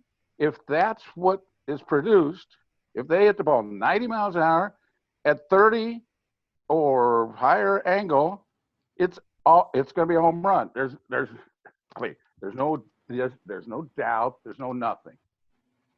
So let's go back to how that works. Okay, remember, it's like, okay, I've got to maintain hitting it hard enough to make it before it hits the ground the first time. And as we talk about hitting, it doesn't matter whether I'm T-ball or Little League or the big leagues or Double A or Triple A. If I hit it over the infielder's head, I'm gonna get a lot more hits. So let me interrupt you. If I hit it on it, if I don't hit it, we always talked about it's like, hey, all I want to do is hit a line drive, and let the difference between hitting just barely the top of the ball, which is going to be a one-hop line drive kind of hard, or a two-hop, that's a good thing. Or I'm going to hit a line drive in the outfield or maybe a home run. And then the difference between hitting a pop-up is 1 millimeter thing. Right. It's really small. But, man, if we hit a pop-up, everybody, all the experts in the standard bells go, you got to hit on the ground. When it's like, so when I hit a weak ground ball, nobody goes, you got to hit it in the air. So all those little things that we learned, we didn't listen to the people because they weren't yelling at us at the game anymore. They're far enough away, and we really didn't care if they were yelling at us like our moms and dads did when we were growing up. So we figured out and go, you guys, okay, I appreciate your enthusiasm, but you don't know what the hell you're talking about, and I don't really want to hear it. And, so again, it's going back to figuring out how this works. Wait a minute. So you're trying to tell me Babe Ruth was trying to hit the ball in the air? Yeah, he wasn't trying to. He did. That's a great point. Well, because I thought Josh Donaldson was the one that came up with this. I didn't know that it had been going on since the start of baseball. That's all. Right. Well, okay. So hold on, Darrell. Hold on. So for you just hit the ball square, whatever that was to Yeah. you hit the center of the ball at the angle that you were leaning, whatever it was, however your posture, however it was, when you hit the center of the ball, it just kind of went on line or whatever. And if you hit it harder, it went a little higher. If you hit it out front, I know that when you hit the ball out front, you used to tell me this. I'd hit a line drive into the grass. And I go, man, I crushed that thing. And I remember you said, It's a flat earth. You just The got to flat hit it earth theory. That's what that was all about. You got to hit it out front. And the point was I was hitting a ball too far back. You hit it way too far back. Sometimes, at the wrong angle, it's just going to go into the ground because the barrel of the bat, it's behind. Anyways. It's always going to go in the ground. There's no way. If you hit it too far back, it can't go. It's impossible to go in the air. Right. Oh, there you go. That's what I wanted you to clarify. Well, no. I'm You saying mean so wait a minute. But see, If I hit the people ball in say, front of but me, it people goes in the just kind of blow that off like, oh, no. That's right. That's right. This is what I want you to talk about. It will not go in the air if you hit it, if you let it get too deep. Okay. Unless you hit it on your hands and it goes 60 feet. So your thing was, if you hit it out front, hit the center of that sucker, it's going in the air. Of course. Okay. God, It's that's a matter of fact. I Amazing that I can't it's believe taken that's 150 Yeah. years of us watching and listening and seeing all these great guys that were just as good, maybe better. I mean, they were pretty freaking good. And you look at all the films. Look at all the films. Look at all the fun. We don't have that many films for the guys back then. Did they hit the ball the other way? No, you watch every film. They pull the ball that's a taboo name because it's like, so I guess to people it's like, I got fired at a couple jobs because supposedly I said pull when I never said it, but I got fired because they're not using the whole field. That doesn't work. And I'm like, okay. I'm like, so I'm gonna tell a story here because I got to get going. But I wanted to tell one thing because it brought up such a great. I don't know how old I am. I got to be 10, 11 years old, whatever it is. Pops grabs me, and I was trying to hit a ball. I don't know, opposite field, whatever. And he walks over to me and he goes, "Hey, me, I got a question for you." I'm like, "What?" He goes, "Who's the best infielder on your team?" Shortstop. He goes, "Who's the second best?" Second baseman. He goes, "Who's the best outfielder?" Well, center fielder. He goes, "Where's the deepest part of the ballpark?" Center field. And he goes, "So why are you trying to hit it at all the best players on the field? And there's a pitcher standing right in front of all of them." And I went, didn't think about that one. You're right. And he goes, "In higher levels you go, they're the best. So why are you trying to hit it at all those guys? Why don't you hit it over there? So if you hit it out in front of you a little bit more and you're on time, guess where the ball's going to go?" And I went, "Who'd you hear that from?" And he goes, "Eddie Matthews, the first day we hit in the cage." I said, "Well, I think that's going to change my perspective a little bit on what we're trying to accomplish here." I totally understand. Yeah, and another thing to follow up on kind of that is that we watch this all the time. We see this all the time.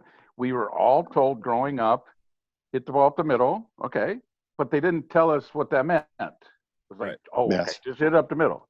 Okay, correct. So now if we do this all the time. So now when we go in the batting cages and inside door, whatever, somebody's throwing to us, flipping to us, whatever, and we aim to hit the ball up the middle. I mean, that's pretty much, that's a gospel or whatever. Somebody said that, and that's a rule that everybody does that. In reality, they don't. But, okay, so we hit up the middle. Okay, but if we hit the cage or the L screen in front of us and we don't hit it hard enough, what's going to happen to that ball in reality if we were out on the field in a game? You're out. You're out. You're out. You're out. You're out. You're out. There's no, maybe that one time when it sneaks through somebody, the two guys, when Denny's playing and he can't catch it or whatever, some slow guys are out there. But I'll tell him. It's all about this misconception of going, okay, hit it back up the middle, but you got to hit it high enough, because if you hit it on the ground, like Derek said, the best players are standing right there. And now that they have shifts on everybody, there's no up the middle. Is there? Not really. So now what do? Now we change the whole philosophy in our day. The point is, we teach, let's see how hard you can hit it by taking a controlled swing. I mean, you guys went back to pretty much, it looks like, but wait, remember, you go back and go, so when we swung and missed, it looked like we were swinging our asses off, didn't it? Right. Everybody, oh, you're swinging too hard. We took that same swing and hit the ball hard, and nobody said nothing. No one said anything. Because it was like, it was easy for somebody to analyze, go, oh, that must be the reason. Or let's see, you're pulling out, you're pulling your head, you're dipping, you're doing all this kind of stuff, when in reality it had nothing to really do with it. It's just that we weren't that freaking good to do it every single time. And the reason we missed the ball most time was because we were late. We were late. Yes. Okay, Listen, so guys. We got some Listen, questions. guys. All right. I gotta let's get out of catch here. up on a couple notes, get out. and we'll do this again, obviously. Okay. No, you guys keep going. I got to get out of here. I'm being summoned here. So Okay, go on. I'll see you. all right, Okay, so guys, we have questions here. Matt, All right. Nokesy, Yeah, go ahead, Matt. Later, dude. Nokesy, it's always good for you to see me. Yeah. Meat, I love you, Oh, brother. yeah, I love you. I'll call you. I will talk later. We'll talk soon. All I right, love you too. Have a beer. later, guys. I know that's what you're doing. You're thirsty. I get it. Okay. Later, dude. Later, guys. Okay, so we got some questions here. Yeah, So, go ahead. Gabe Gamboa, do you wanna come on and ask a question? Or should I just read it? I can read your question if you'd like me to. But ask. But Yeah, for some reason, Maddie, I can't unmute guys for whatever reason. well, I can do it. I can do it from here. Gabe, would you like to ask a question? Yeah, I've just unmuted you. yeah. Hey, Darrell. So I've been talking to Matt for some time now. We were talking about approach. College baseball coach, Riverside. I think you worked with one of my hitters before. He's one of my better hitters. But nonetheless, we're talking about approach. Do you always sit fastball is the first part of the question. Secondly, what if you know an off-speed pitch is coming? What if the guy's tipping, or in the event of like the Astros when they're getting tipped off? I know you guys are saying it's hard, but what if you know it's coming? Do you ever sit secondary pitch? You're kind of cutting out, Gabe. Gabe, I kind of heard. Did you hear what he said? Okay, Gabe. Yeah. Hey, thanks for coming on, man. And I look forward to seeing you again when I get out there again and all that kind of stuff. And I appreciate the question, because I think it's one of the questions that doesn't ever get talked about. Now, I know the first thing you said is what kind of approach. Well, to me, I don't know what that means, but I assume that, like you said, okay, what are we doing before we get up there, right? I mean, that's what you're kind of saying. Well, everybody's different. And I think that, like I was talking about before, it's how we approach. Nokesy right. Didn't get into this part yet. When I got in the batter's box, I don't care where it was business. I was not going to take a practice swing. I was going to take a game swing. So whatever the approach means, I don't know if I'm addressing that as well as I should. But some of the other things, so remember that practice is worthless. Just think about this. If I take 5 swings and just 5 to practice and then 5 game swings, I haven't got any better. Because now the next swing, what am I going to take? A practice swing or a game swing? So, but to me, it's impossible not to go, okay, when I step in that batter's box, I don't care where it's at, off a tee, off softball. Remember, the more I practice good, and we've all been told this, and everything we ever do, we got to practice good more often than we do bad. So that was my approach. And standing in the on-deck circle and practicing, and I see that all the time. Guys go, wow, I'm timing, and it's like, well yeah, but you're 50 feet or 30 feet away. Okay, okay, I get it. Yeah. I get it. You're doing it because you were told to do it and you feel good. That's okay. I understand. So everybody does a little different. And then you went to, okay, so do I always look fastball? Absolutely. And I'm going to tell you why. Because how many times, and I know you got some Astros, whatever they were doing in there. So I don't know how to, okay, so let's go to that. So if the Astros knew all the time, how come they didn't hit higher? Right. How come they didn't get a hit every time? How come they swung their balls in the dirt? How come they did? Because maybe they didn't really know, but one of the things that factors into what you were saying. So if I look break a ball instead of, when I'm looking fastball, I got to look in I got to get a good pitch to hit, right? We've already talked about that. If I don't, I'm going to make an out. I got to get pitch to hit. Now, if I know, I guess if they tip the pitches and you're fine with that, if I look breaking ball, I'm going to swing at every breaking ball they throw. I'm not going to wait for it to be a hanger because I guessed right. So it's really, to me, was always not counterproductive. Sure, I wanted to know absolute when a fastball was coming. And of course, we try to pick up pitches, but that was our own responsibility. I don't know. It wasn't like, okay, we're going to pass this along and we'll cheat the way they did. I mean, anyway, that's not right. Of course, we all know that. But so, yes, by sitting on a fastball, a couple good things happen. First of all, the worst bugaboo we haven't even got to yet is timing. The worst thing to me is being late. Being a little bit late, being late. So think about that. If you're late, how many times you go watch a game? You're a coach and you guys are all this. How many times? Okay, you're right-handed hitters. How many times do they hit balls over the first base dugout? A bunch. Every at bat, maybe, right? How many times they pull a foul down the left field line? But man, if they ever did, we'd go, oh my God, that's the worst thing you could have done. You should have done better with that pitch instead of going, what about those ones that you were late on? Why were you late? Why? I mean, my philosophy has always been when I get in that batter's box, what's the best count to hit in? Well, what would be? Nokes, we know, but okay. So what's the best count to be? I want to hit. If I could, I want to hit 2-0 and 3-1. Okay, probably right. Okay, all right. We got to hit 3-0, but most people they don't get to hit 3-0 because almost for assuredly, and of course, but almost for assuredly, we're getting a fastball.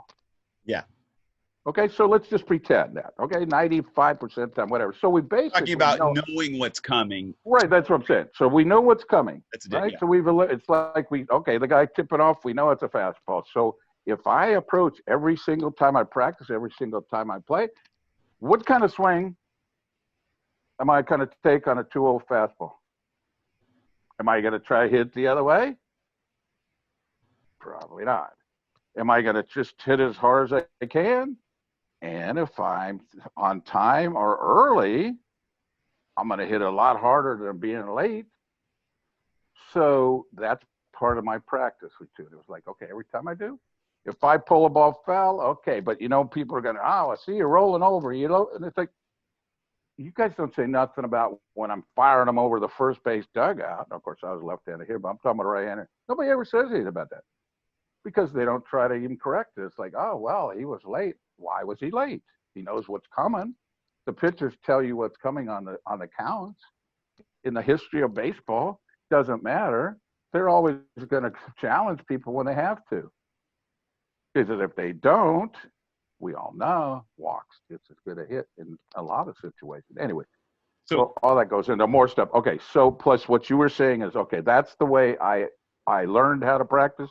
That's the way I insist the people I work with practice, because if they don't, then they're not, we try to be perfect practice. Yeah, that's what we want to do because what does that do? That puts in our mind, instead of being mechanical, it becomes part of us. It becomes part of our psyche. It becomes part of our getting ready to go, right? Whatever we say, it becomes, okay, I'm looking fastball, I'm not going to be late. And what happened to me was the more I look fastball, the more I recognized the ball better. Because if I'm looking both, then I'm going to be a little late, and it's going to take me longer to pick up the ball because I'm worried about, wow, if it's a – so what's our fear of hitting breaking balls? They should be easy. They're slow, but we swing at balls. We don't swing at hangers. We get fooled. How can we get fooled?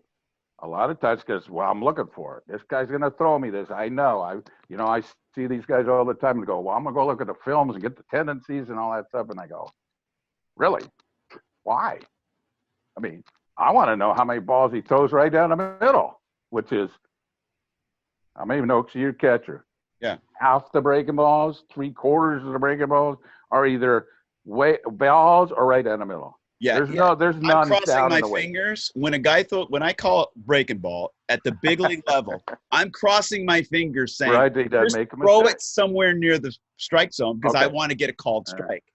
So Mr. Gamboa, what was I remember his first name? Okay, Gabe. anyway. Gabe. Okay, Gabe. Okay, Gabe. So some of the stuff that I learned over the years that I've been, and this isn't my necessarily ideas, it's the stuff that was taught me. Everyone, yeah. They may not have said it the same way, but they taught me. Then it's like, okay, look, here's how Hank did it. Here's how, these guys, and because they're dangerous because they wait and they make sure a little bit more often than anybody else.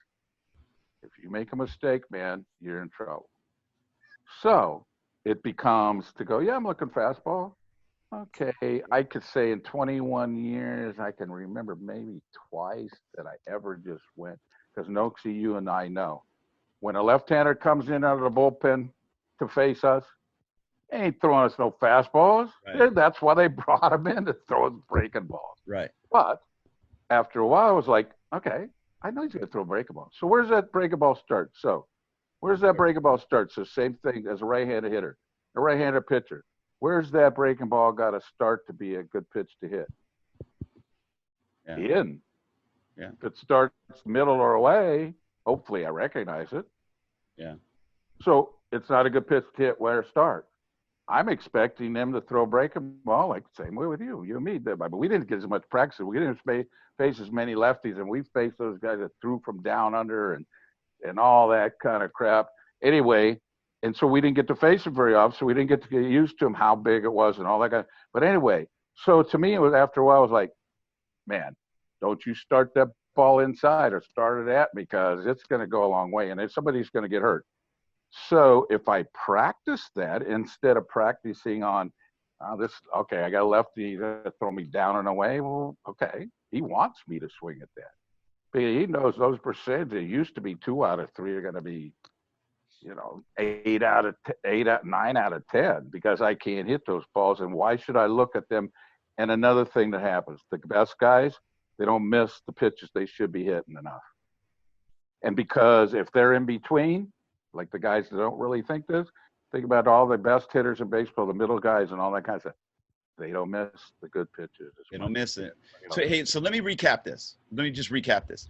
Yeah. So what I heard you say was that when you look at players, if they're in between, or maybe they're looking curveballs, it takes you a while to get back to this thing where you're not going to miss your fastball. Now, one more thing. Right. That you just can't imagine if you're a college coach or a high school coach or you're playing pro ball, how many players, foul it off, hit it foul, pop it up. They don't hit it out front. They don't hit it, they're not on time. And why don't they hit it out front? Because they're late. They're not looking. Yeah, they're late because they're not looking for it. And so what people do is they let those pitches go. In other words, let them get deep. If you hit a foul or you pop it up or whatever, they just forget about the pitches that you miss, is what I'm trying to say. Right. Good. Most people forget when they should have hit that pitch. I guess what I'm saying is this. When you look at a player and say, well, he should hit a breaking ball. Well, wait a minute. No, he just missed 3 fastballs. I mean, he got pitches to hit, but he just missed them. And so, yeah, what happens is for at the big league level, I knew, just intuitively I knew, because everyone around me told me, and that's what you're saying, Darrell, because everyone around you told you, that if you start looking for breaking balls, you're going to miss your fastball. And that fastball, if you hit a home run, they can't take that away from you. Well, I remember you told me that. Well, yeah, but we're dangerous because of that. And really what, and so Gabe, you're listening, Gabe. So think about that. How do you make your lineup? Because Nokes, we talked about this the other day. You know, people come to me and come to us all the time and go, and it's for some reason people got to explain why they're not in the big leagues. I mean, it's amazing to me. Yeah. It's like, you know, they're fans, and then they got to go. Not everybody, but a lot of them are like, well, I would have made it because, or you know what a lot of them say, because I couldn't hit a breaking ball. And I'm like, right. Well, we couldn't either. Well, nobody can really consistently. That's what I wanted to hear. Okay, right. And so think about that. So what we try to do is not swing at it. Why would we swing at it ahead in the count when we're ahead in the count? Right. Plus, if we're in ahead in the count, we're supposed to look for a fastball. And what happens is, to me, and I know, probably you know, the more I look fastball, the more I recognize breakable. Because I wasn't in the middle. I didn't, whatever the time, space, and the little bit of time I had to go, man, I knew right away it came out of their fastball. And if it's coming in my zone, I'm hitting it hard. I'm swinging hard. If it's not, I'm not swinging. So it wasn't like I ever went up there and wanted to not swing. It was like, no. I'm putting that, you better throw that ball where I want it to be, or I'm not going to swing. Well, of course, we can't do that all the time. We get fooled sometimes, you know, like we go back to the other stuff. Yeah, those things are happening. But when we're in practice, we don't have that excuse. I mean, so how come guys can't hit batting practice? They know what's coming. And so, okay, so do we throw batting practice at 100 miles an hour or 90 miles an hour, whatever? No. And now just think about it. So now if we practice and hit the ball all over, that's a good point. Okay, so the batting practice is 70. Let's just freeze it. Or 70 miles an hour. The coach or somebody's throwing 70. 55. Okay, well, whatever. Let's just say 70. Okay, what happens when so we're hitting those balls at right center or right field or whatever, and all that. We're hitting all over. What happens when it speeds up to 90? Yeah. What happens? That whole field tilts to the opposite field. Right. So now we can't hit it to left field, because now we got to learn how to speed it up. Right. How do we do that? Now we don't have to. No. So all of a sudden now we got to change and go speed it up, and then then we swing at breaking balls. Remember, like I said, people come and explain to us why, and they go, well, because I couldn't hit a breaking ball, and it's like, no, you couldn't hit a fastball. Right. That's the key. You can't hit a fastball. Because the higher you go, and the Gabe, you know, you listen to this, the higher you go, the more, I don't know, the coaches are smarter, or the pitchers are smarter, or even catchers like Nokes are smarter and go, well, this guy can't hit a fastball. Why should we throw him anything else? But when a guy can hit a fastball, we make him throw a secondary pitch for a strike and make sure he gets it over. One thing, Gabe, and I know anyway, and you know, I wanted to get to this anyway. Yeah. Think about this. For all you out there, if I asked a major league pitcher, which I've asked a lot of them, they got this. How many times do you think this? We're talking about the best pitchers in the world. If I ask these starter, and I asked him, and I said, "Then that'd be a starter," but this guy's been down the wall. How many times out of 10 starts does he have his feeling of great stuff, and he can put the ball where he wants to? Don't answer, Nokes, because you know. But just think. I'm going to throw that out there for everybody for a second, then we're going to answer that. Probably a third of the time. Okay, so a third of the time. So that means out of 10, you're on there. Good. Oh, I'm sorry. I didn't know you could answer. Okay, so Gabe, think about it. Okay, so a third of the time. So that means that 3 out of 10 of the 10 starts, he feels good. You know, he feels like, oh, hey, I can do what I need to do, right? Okay, so what about the other 2/3 of the time? What happens? Well, he doesn't have a clue, and he doesn't want you to know that, but he's going out there with no bullets in his gun and just hoping. But we don't talk about that. We don't know that. I mean, the higher you get up, we figured that out because the guys were telling us, hey, I'm facing Steve Carlton. Well, Seaver, he's gonna be on No, they aren't on every day. And it used to be, it was like, well, if you get them early, you got to get them early until they kind of figure it out. Now it's like, well, they're going to be out of the game by then. So think about that as your level too. So how do you know who's pitching against you and give him way too much credit? Okay, so let's talk about this. So, okay, let's follow up on that. So now he feels really good and everything. Now, if I asked him and I told him, I'm sorry, my cat's about ready to jump on this because we need it. Your cat's going to jump on your computer. Yeah, because he wants me to go outside of training anyway. So yeah, he's going crazy. Anyway, so what? So, okay, so let me go farther on this, Gabe. I think you'll love this because it's such a reality check in a long way. So, okay, this guy, let's say, okay, one of those 3 times, he's got his stuff together. Okay, and he's all ready to go. Okay, he's got that. Now, okay, he's got 10 pitches left to get, he's all fired up to start first inning, all that kind of stuff. 10 pitches out in the bullpen. And I went, okay, no hitter, no nothing. How many times, and I ask him this all the time, how many times could you throw 10 fastballs? How many strikes out of those 10 fastballs would it be when he's feeling really good? What do you think, Gabe? Well, I'd say he's probably got more command of the fastball. No. Okay. No, see, you didn't answer my question. It's just a simple question. There's not a right or a wrong answer. I'm trying to make a point. Okay, so what do you think? So say the question again. Okay, so if I told him, okay, you got 10 fastballs, you're on, you're feeling great and everything else, there's no hitter, there's no nothing. How many of those can they throw for a strike out of 10? He's not going 10 for 10 on the fastball. So. Okay, but there's a point. Why not? But anyway, well, so okay, so how many? Not that good. Okay, so what do you think? So, okay, I'll answer the question. 3 or 4. Come on, Gabe, you could do it. It's okay. You're not right or wrong or anything. 3 or 4. 3 or 4. Maybe a little bit better.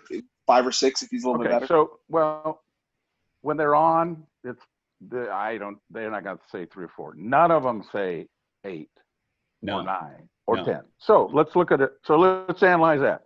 Maybe. Nothing going on, no stress, no nothing, no batter, no nothing, and they can only throw 6 out of 10 fastballs for strikes. Yes. So as a hitter. So wait. So the ratio goes even further down on the breaking ball. Well, no. Okay, so just think about this. So you're a hitter, and you're going, well, let's see. He can only throw 6 out of 10 for strikes. So there's 4 of them going to be balls.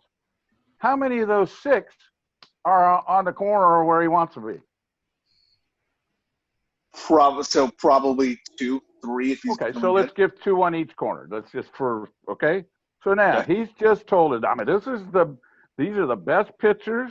Maybe your best pitcher and everything else. But he's honest. Well, you already know this. So next time you talk to those guys, you talk about this. But wait a minute. So now as a hitter, if I know this is reality. This isn't guessing. This is reality. First of all, he's told me out of 10 pitches, 4 of them he can't even throw it over the plate with nothing, with not even a person up there. Now we're talking about one of the best catchers of all time, and he's laughing because he knows exactly what I'm talking about. Okay, and then the 6 that he can throw over, he can only throw 4 of the 6 where he kind of wants to, inside or outside, right? Okay, so now he's told us, man, he can throw 4 out of 10 pitches kind of where he wants to. But as a hitter, I'm going, okay, well, throw 2 away. I don't care. The other 8, what are you going to do with the other 8? Well, 2 of them are going to be on the inside corner. Well, that might not be a good place for you to throw most hitters. And the other 4 are going to be right down the middle. So think about that, Gabe.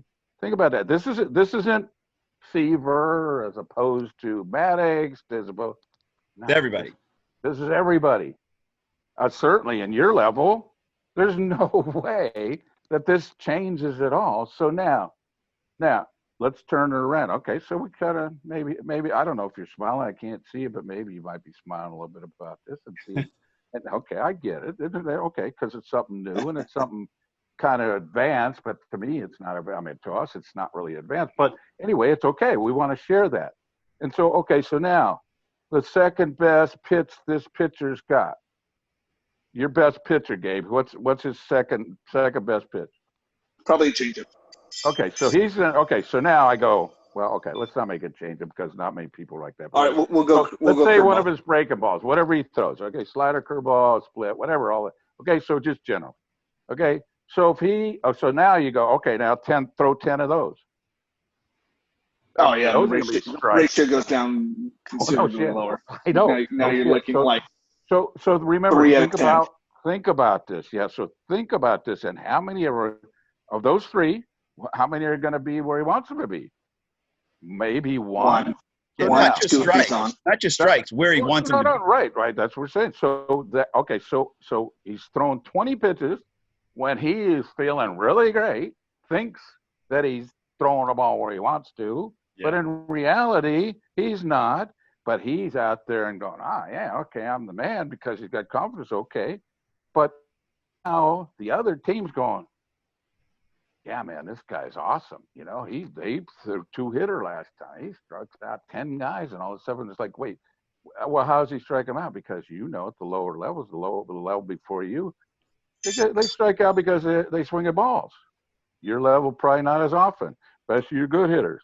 Just think about that the more. So it kind of seems to me that it makes sense to go, okay, all I got to do is narrow my hitting zone down, and he's got it, and he can't throw it there because I'm gonna be in head of the count every time, and I'm not gonna miss his fastball because there's no reason to look for a breaking ball.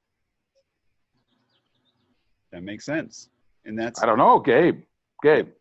We got some. Well, I've been questioning Matt about this for probably for about the last week, and it's the same it's the same conversation. I think for me, like as a baseball coach, head baseball coach, you know, I know certain situations where we're consistently going to go breaking ball, try to get it over first pitch for strike, like runner at second base, nobody out. We want that hook barrel ground ball to shortstop, right-handed hitter. You know, want that pull side ground ball. So 90% of the time we're going breaking ball, get me over first strike. And so I'm thinking in my analytical mind, well, as a hitter, why would I not look for that elevated breaking ball when you know it's coming? You know, Wait. Okay, so wait a minute. So you said this like we are going to do this. Are you the pitcher? Hold on one second. So you're basically telling the other teams every single time. So if they scout you all, every time a guy gets on second base, the first pitch is going to be a breakable. That's not really productive, I would think, because then, like you said, okay. But again, what did we just talk about? Not elevate. Why elevated? Why does that? What does that mean? So elevated. What does that mean? I don't know. Hanging. So that he can hit the air. He's saying hanging. Or strike. Okay. Strike. He's saying it's strike. Yeah, I'm talking like a curveball for strike, not necessarily elevated, but a curveball for strike. We just asked this pitcher to throw out of 10 with nobody up, and he could only throw 3. Right. So now we're telling him to go, okay, throw the ball, and he's going to get behind right away. Or he's going to throw 2 hangers. Yeah. He has 1 chance out of 10 to throw the ball where you want him to throw it. Yeah, 1 chance. 1 chance. 1 chance. And if he misses, you going to make him throw another breaking ball? No, then you come back. It depends what the score is. It depends on all kinds of things. Who's coming up next and all that. So what I'm saying is now you're putting that pitcher in a place where he can't throw what he can't do it. I mean, if he could, you wouldn't have to tell him. If he could throw all his breaking balls over, we could. It'd probably be harder to hit. But the reality is, so I'm just talking about reality. I'm just saying, and I know. So it sounds like that Matt's trying to pound this in your head, but you're going, no, hey, you know me now. I kid and I do this and all this stuff, but that's how we deal with people and to put it in as a fact. This is actually what's happening. It's not guesswork. This is what is happening at the highest level. I mean, I had the same SEC at college. Okay, I went down there 10 years ago, whatever, try to help them and stuff. And as soon as I got done, and we were talking about hitting and stuff, and as soon as I got done, the coach walked with me and said, "Oh man, we can't do what you're talking about because this guy He's going to eat us up. He's just going to throw sinkers away on the outside corner all day long. I'm thinking, did you just listen to what I had to say? But no, I guess, I don't know, this guy we haven't heard from. I don't know who this guy was, but after college, I guess he couldn't do it anymore because it's, of course, it's a mindset. It's okay. You were taught this, and it's okay. It doesn't matter if you're right or wrong. It's just giving people a chance to rethink and to have a window into the odds of what's going on that screen when you're not there, just because you're watching on TV. I mean, look at one of the things. Easy, yeah. Well, no, oh well, yeah, it's supposed to look easy. Yeah. I mean, we're talking about the best people in the world. I mean, it's like if we go to a doctor, he's supposed to make it look easy too, but in reality, it's not. And the thing about it is, so how do you get a guy? So, Gabe, just example. So from your level, you're coaching. How do you get a guy after he leaves? How does he know what to do? I mean, you're telling him this is what we do, and this is successful. And then when he leaves you and he sees it, that's not really what we do. What happens then? How does that work? I guess I'm not understanding the question. So. Okay, so you guys do the same thing all the time. Okay, but so you said, okay, we want him to hook the ball to shortstop because we don't want him to get over. But what if I'm looking at it from like a coach's perspective, what we want the hitter to do. So for instance, if we're on the defensive side, we want that ground ball to short. So the most logical pitch to throw is either fastball in his hands or secondary pitch for a rollover to shortstop, obviously to not allow. What if the guy hits it in the hole? What if the guy hits it over the shortstop's head? Well, what if the guy hits it out of the ballpark? Well, then he wins. Yeah. Well, yeah, but why are we so worried about not getting the guy? Okay, so what happens if that guy's on second base and you're up 2 runs? Do you care if he gets the guy over? No, I'm talking about like strategically. We can't let that runner get to third base. If we early in the ball game, we want to make sure we're let's put another scenario. So that guy's the leadoff man in the first inning, right? Okay, and now you want the second hitter to ground out to short. Right? Okay. Because if you don't, you're going to face the 2 best hitters on the team, the next 2 guys. Okay. Yeah. What do you do then? I mean, you try not to give them anything scenarios to hit, and hopefully they get themselves out. Hopefully. Well, we hope for that no matter who's on, of course. But what I'm saying is, so the advantage of doing it, you're asking the pitcher to do something they can't do. That's what I want to say. That let me just add one thing. When we were talking about how many pitches he could throw for a strike now as a catcher, we're saying 6 fastballs for strikes, maybe 2 in, couple out. But we didn't even take into consideration how many balls they don't want to throw for a strike because they're going to get ripped because that hitter can hit, especially at the higher levels. So they're being careful. The other thing is that I wanted to kind of bring up about looking for the fastball is I've had coaches ask me, so what is a big league hitter? And I don't know, I was in one of these moods and I said, well, it's when everybody knows. And he goes, what do you mean? I go, well, it's when the pitcher knows, when your manager knows, coaches know, your teammates know, everybody knows. When you get your pitch, you don't miss it. And what happens is the amateur players and the professional players, the AA, AAA players, they miss so many pitches. If I had a guy throwing sinkers and doing that, like you said, Darrell, if I was hitting, I would get good pitches to hit simply because I would just let those sinkers go and then get my pitch. It's all the complexion of the count. You create the count that you want. You didn't swing at that sinker on the dirt because you were looking fastball. You were so in tune to what you wanted that when they were trying to do the nibble, you would lay off. And now the pitcher's going, oh my gosh, He's not nibbling. So now what do I got to do? Now I got to kind of bring it over the plate. You got to walk me to get to Hank Aaron. And you got to walk Darrell to get to Hank Aaron. Exactly. That's what I'm saying. It's like there's no version of this that you don't throw the fastball, and there's no version of this that you don't look anything other than fastball, because you're not going to get the curveballs you think you're going to.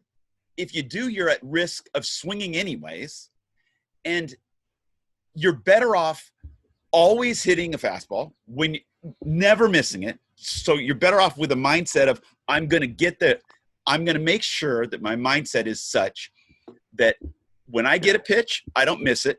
And then I'm going to run into just as many hanging curveballs as the next guy, because I'm looking fastball, I'll identify it, and I'll hit a breaking ball off of the fastball. And so that's my version of that question. So that, yeah, I mean, that's what it makes sense. It was just, again, I think Matt already beat that point into me. It was just now trying to get your perspective, because I think I had like an sound hour like it, Gabe. Gabe, you know, I'm messing with you, and I don't know you, but it doesn't sound like you did. Remember, we're just giving you an insight.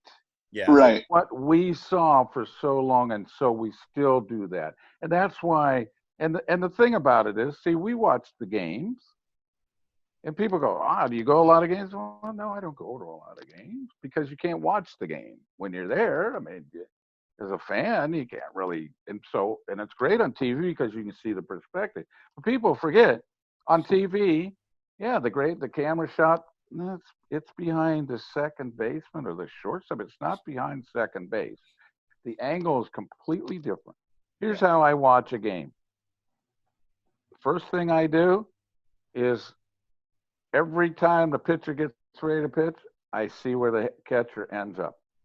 Because as a manager and a coach, when I'm sitting over in that dugout on the side there, how do I know if it's a strike or not? I don't really know. I maybe height-wise I kind of do, but it depends where I'm sitting and the angle and all that kind of stuff. I certainly can't in or out, except the only way I can ever do that, and as a coach and a manager, was guys would be yelling, and so I go, no, that ball wasn't even close, because I watch where the catcher sets up at the end. Yeah. Because what happens? Matt, do you set up on a corner? Sure. So think about this, Gabe.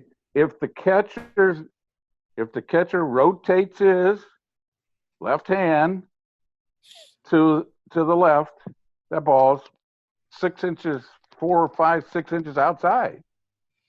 He hasn't even moved his glove. He just rotated his glove. If he has to move his glove, it's probably 8 foot outside. Same way on the other side, unless he's sitting down the middle. But if they don't sit down the middle, there's another thing. Why? Okay, so and when I coached and managed and all this kind of stuff, and I didn't get to do it because I kind of did when I was playing, but good pitchers, I didn't need to tell this, and the other ones, they couldn't throw where they wanted to anyway, so it didn't matter. So think about this. As a coach, and I'm watching this guy, now, okay, he doesn't have great command. You got any pitchers that do? No. They don't have great command. And okay, so they're pitched, and so we want movement on the fastball, right? Let's say this guy throws a sinker or cutter or whatever. Okay, so now, what does he do? He goes down the bullpen. He gets ready, throws 10 pitches or whatever, and then now he makes the catcher go sit in the outside corner, doesn't he? Matt, does he? Yep, absolutely. He hasn't even figured out if he can throw it down the middle first. Yeah, he just doesn't. But we go right there. Okay, hey, sit on that corner over there. Well, he can't throw it down the middle, and I'm not talking about I'm talking about pretty much anybody. They can't throw it down the middle yet, so why in the heck would we move over there? Which is kind of goes back to hitting. Why would we look for something the guy's not going to throw? The guy's going to throw it in the middle of the plate or in 80% of the time, 90, probably maybe more. When they miss, yeah. Well, they always miss. No, all the time. Right. Yeah. Right. It's either a ball That's the point. or it's 90% of the time we can hit it good. Right. So we got another question. Let me Gabe, did we beat you up enough, Gabe? Are you all right? I'm good, of course. This is why we're here, right? Well, no, but To learn. okay. So that point we just made. Think about that. Think about that because, I talked to a lot of pitching coaches that didn't pitch in the big leagues. Or, I don't know. It's like, wait, what are you talking about? Yeah, well, think about it. If I can't hit a target, why would I move the target to a harder place to hit? Yeah, no kidding. No kidding. Okay, so I'm going to let's see, Jared. Let me get to Jared. All right, Jared, you have a question? Yeah. Hey, Darrell, how's it going? I'm doing great, Jared. How are you? Good, This is good. fun, man. Yeah, it is. It's awesome. As I was just educating somebody. Yeah. This guy's a wondering- good little for hitter. sure. What keeps For us sure. going? Oh, good. I was wondering what's one thing that you wish you would have known when you were younger that you Ooh. did when you were older, possibly that would help you out in your career, and then also what is your approach of like staying in on those like kind of tough lefties? Like, what would your approach Oh, be? good question. And, Well, and for, before you answer that, Darrell, no, go ahead. Jared is his first year of pro ball. He played his first year of pro ball. He had a great year, and so he went to college, and now he's in pro ball. Just so you knew. Congratulations, Jared. Thank you. I appreciate Great, that. man. So obviously you're learning yourself, and you already kind of know stuff, and you just want some stuff. Of course. So the first part Matt's of your been helping question. me out. I've been hitting like with Matt. He's been like my mentor and helping me out like a lot. So I've been watching your Grand Slam on repeat every night before I go to bed. We always talk about that. So. Hey, man, I can't. I do it twice a day, but I can't admit that. You can't admit to it. No, you know what's funny? What we talk Bummer about they all the time about that is how I'm 70. I'll be 73 next. But you know what? Some things I can remember, some things I don't. And those things are the things we can always go back to. And but again, what was the situation going on? How was I feeling? What was going on? Was that at the end of a 0 for 12 slump? Or was it, like Matt said, to hit 5 home runs in 6 days? All those kind of things are so important and good because you're just starting to learn what's really important. Okay. So the first part of that, what would I have wanted to know back then? You know what? I honestly can say I tried to figure out everything because, like I told you, I went to Ted Williams' book. I was everything I could read, every magazine, whatever. Back then, we didn't have the videos, we didn't have these kind of shows, so you had to really be alert. But the thing about it is, I'm kind of glad I didn't know different because maybe somebody would have told me something that didn't work for me. And I'm not saying everything did, but I'm proud of learning. And I think that's what people kind of don't understand in a lot of ways. We're proud. We went through all this stuff with help, with really good help, with not so good help. And look at how we ended up learning. And that's why we have such a passion to pass this along. Because we know not everybody can do this, but we went through it. And I think everything that you work hard for, everything that you achieve, is something that you have to have pride in, and it pushes you, and it's always a lifelong thing to go, wow, man, oh, I didn't know that, or I did, and it's like, oh yeah, but so I got to say it a different way. I thought, okay, we're thinking the same things, we're the same thing, but I thought differently. And that's kind of the way when we talk to other players, the great players and stuff, some of them can't articulate because you put them on the spot. But if they can't articulate what happened, but they all were like, I'm interested in go, well, what did you do? So that now if somebody else comes along that I can't express that to perfectly, I got another point of view and I can tell those stories. So I know. You know what? I don't know if I've ever been asked that question. I appreciate that question because it's like, I look back and I go, well, the big thing about it, and I always used to say this too. So we've heard Ted Williams say he could see the ball, his vision and all that kind of. Joe Morgan, I played with Joe for a couple of years in San Francisco. And he used to always say that. Yeah, well, I can see the spin on the ball and stuff. Jared, can you see the spin on the ball? No. Of course you can't. Nobody can, but that was there. That was them convincing themselves because one, and then you talk to them a little further. It's like, well, okay, how did you differentiate that? It's like, well, I knew right away the fastball was coming out, and well, if it wasn't a fastball, it'd be breakable. So when you dig down there, it's like, okay, yeah, and kind of what we were talking about. So if I look fastball all the time, I pick up the breaking ball a lot faster because I'm not trying to figure it out.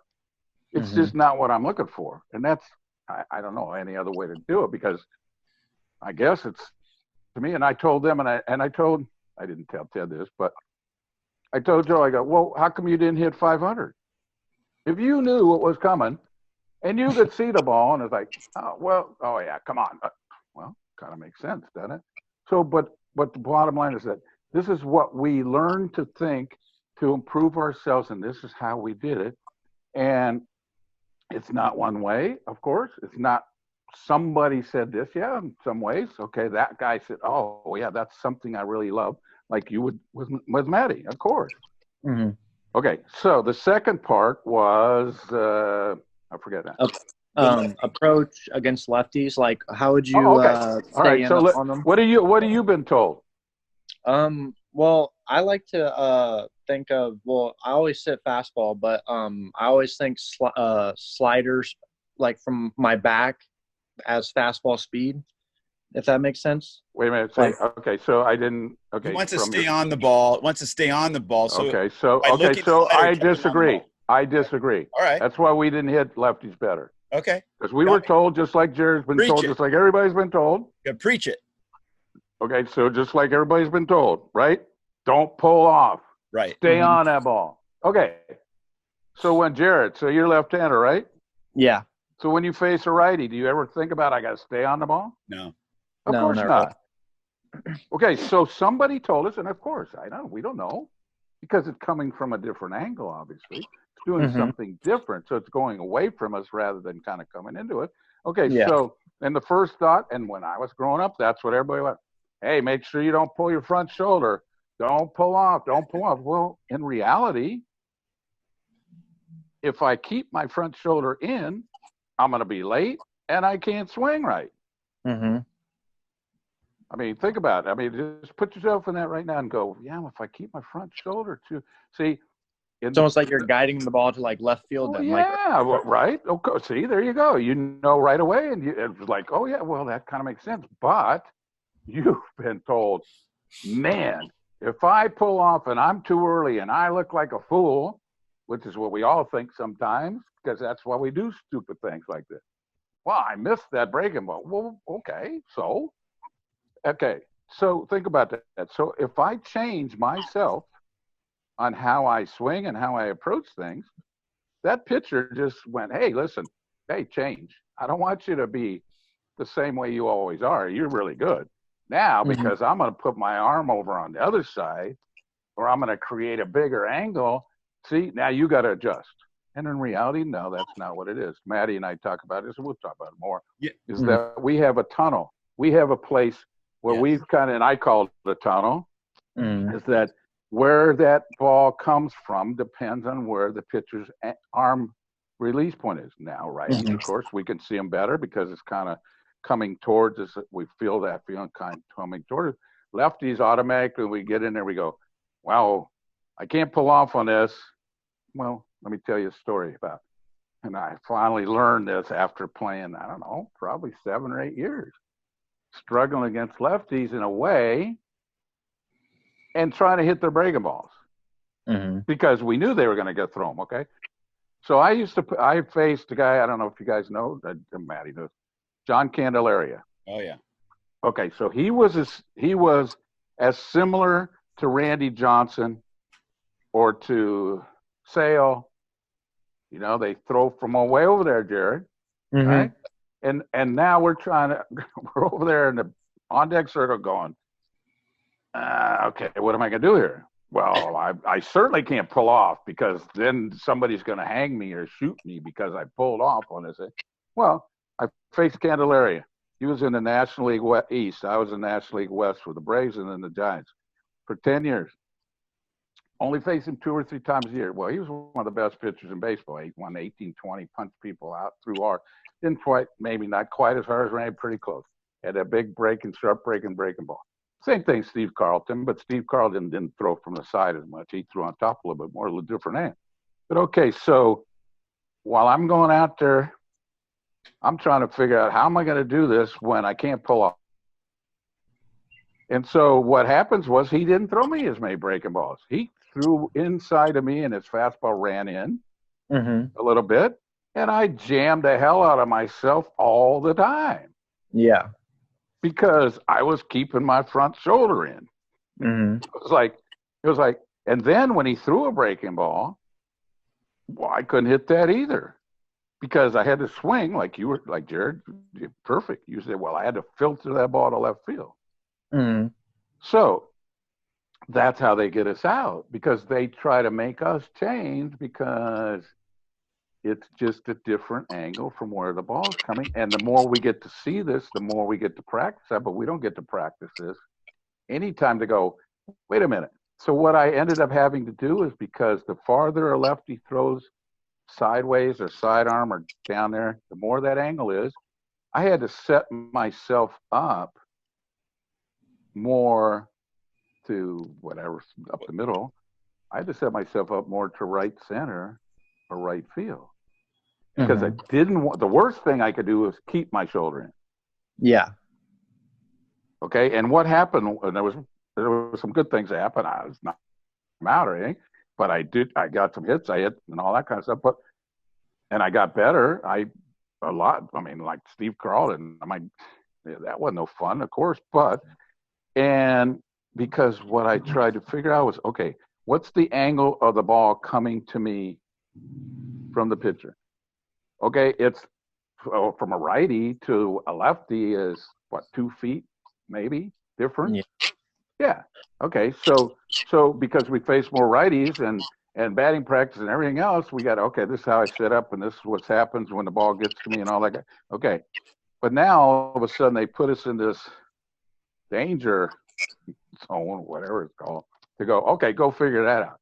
Well, nobody can figure it out because they all told me the wrong thing. They all went, well, the first thing you got to do is keep that front shoulder in and don't pull out. Well, it's like, okay, well, that's a complete wrong thing to do. And like I said, so it took me maybe 10 or 12 at bats, which took me 3 years because he was in the other divisions. I didn't get to face him, and after a while, get jammed all the time or hooking the ball in a first base dugout, like because I didn't want to get jammed, and then swinging at this breaking ball when I shouldn't. Because think about it, most lefties, how many times they hit the outside corner with a breaking ball? Most of it's hangers, isn't it? Yeah. Hangers inside, Jarrett. Think about this, Jarrett. Ahead, Jared. Right. You hear that, Jarrett? Yeah. That's It's not very kind of often. reality is when they throw a breaking ball to us lefties, it's either a nasty pitch or a ball or it's a hanger. Yeah. This is real important right here. This is it right here. This is the guts of what he's saying.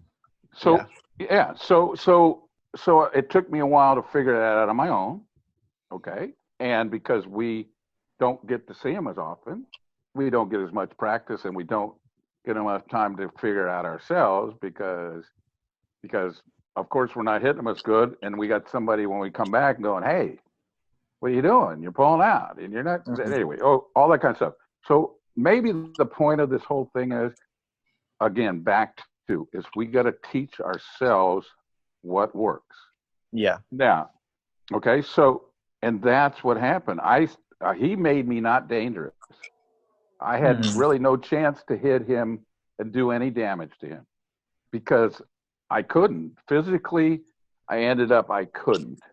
Instead of going, hey man, if he throws 3 breaking balls in the outside corner, okay, man, I'll scuffle, try to put him in play, hit him or whatever. But again, what we were talking about before, they can't do it. We think they can because they're so good, but no, they're not. They're not any better than anybody else. They're not that much better than anybody else.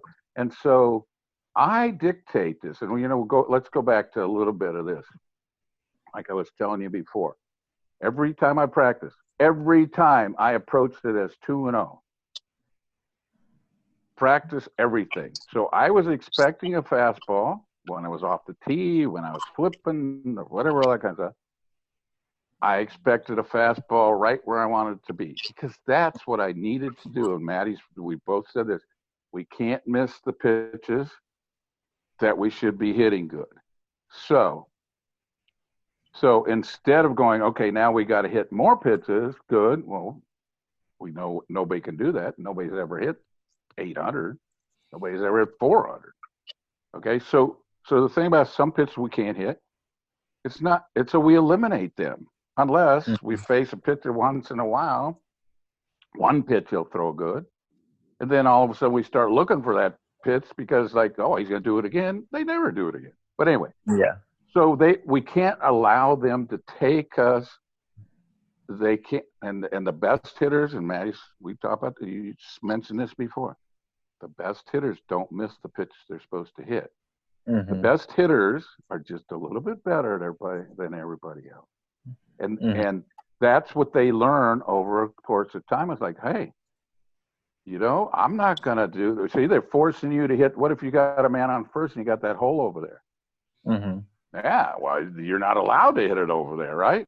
Because the only way you can get a hit off of this guy, it's like, well, did you get a hit off this guy? Well, no, I couldn't do it either, but this is the best way to do it. So all those things come into play. Remember, all I ever did was change the angle because of how extreme the arm angle was. Mm-hmm. So because if he's down more, then you would open up more, right? Is that what you're saying? I'd end up opening up.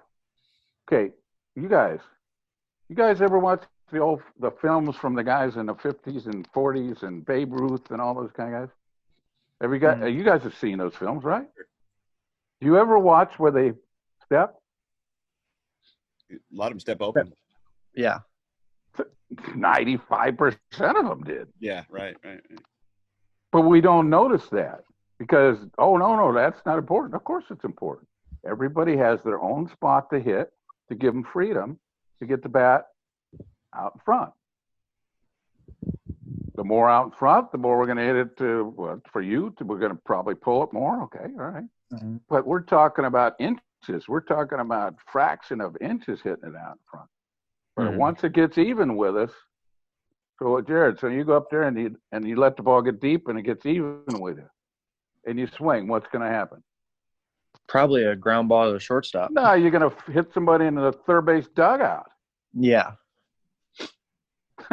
Yeah. Hey, let me jump in here. I don't want you to jump in. I want to finish the point. Hold on. I'm just kidding. No, because I want to emphasize this. I want you to know, and Maddie's going to say the same thing, and it might better be the same words, but again, we're talking about the same thing. And we're trying to pass along our experience and how long that took for us to do it. It's okay. It's okay. The more I practice the right way to do it, the shorter amount of time it's going to take me to do it. But if I just practice and practice and practice, how can I get better? Unless on 10 swings, if I take 6 good swings and 4 not so good, okay, well, I got a little bit better. The big league guys like us, we expected. Matty, BP, when I took BP, if I didn't hit 8 balls out of 10 hard, I was pissed. You're pissed, yeah. And they're usually over the fence. Well, whatever. Okay, those are results. But what I'm saying is that, okay, so if I took a good swing, then I'm feeling good. But if I went in there and took 2 good swings, I didn't take 10. It was like, heck yeah, I'm getting the hell out of here and start over again. And I think that's part of what happens too, is we take too many swings. Okay, so if you're in a game, how many swings do you get? Well, maybe one or two at a time. Maybe sometimes none. Maybe sometimes 3. Okay, but what do we do when we practice? We take 10, 20. And by the 10th swing, are we tired? Are we concentrating? Are we taking good swings? Or are we tired? We're tired, mentally, physically, for sure, and mentally. So what we do is, okay, hey, take whatever 8, 10 swings, get out of there, start all over again. Get out of there just like you would in a game where you got to go sit in a bench for whatever, and now I got to do it again because you got to work on that part too. Because how do we ever practice it? We don't. We only get, one of the things I see too all the time is that. What do we do when we take BP? And Jared, okay, I don't care who your coach is, and it doesn't. I mean, okay, whatever. They're trying to do what's best. When I finally got big league, when I first got out of the big leagues, I was a Yankees big league hitting coach. Matt was there. Yep. For a reason, I guess. They put me right in the. And so, and it was always like, you know what? We don't even take batting practice right. So what do we do in batting practice? Every place. What do we do the first 2 pitches? What do we practice on, Jared? Hitting the ball hard. No, we practice on bunting, don't we? Oh yeah. The coaches have you do that, yeah. No. Okay, whatever the coaches, whoever made you do it. I'm just saying this is the way it is, right? So we bunt too, okay? All right. So how many times you bunt? Not very often. I don't know. Maybe you do, but probably not. Sacrifice to it. How many times during a game? How many times a week do we ever sacrifice? Never. Okay, but whatever. So we practice that every day. And then what do we do on the third, after 2 swings bunting? How do we supposed to, okay, so what are we supposed to do on the next 2 pitches? Like your head runs and get them over. Yeah. Okay, so let me ask you this. How many times do you ever hit and run? Never. How many times does your team ever hit and run? Less than 5. Well, let's say a week. So if let's say 5 games. How many times does your team ever do it? Never. But we practice that every day. And what we do is, so we get in there and we bunt, which we never do, kind of never do. And I'm not saying we never practice that, but that's what we do. We get in the batter's box. We bunt, which we kind of never do. And then we hit and run, which we almost never do. And they tell us that when we hit and run, we got to hit the ball the other way, right? Yeah. Okay. So now, when you're at your level now, you're in the pros. Okay. So now if they know every time the team hit and runs, so if you're up there, is the second baseman going to cover, or the shortstop going to cover?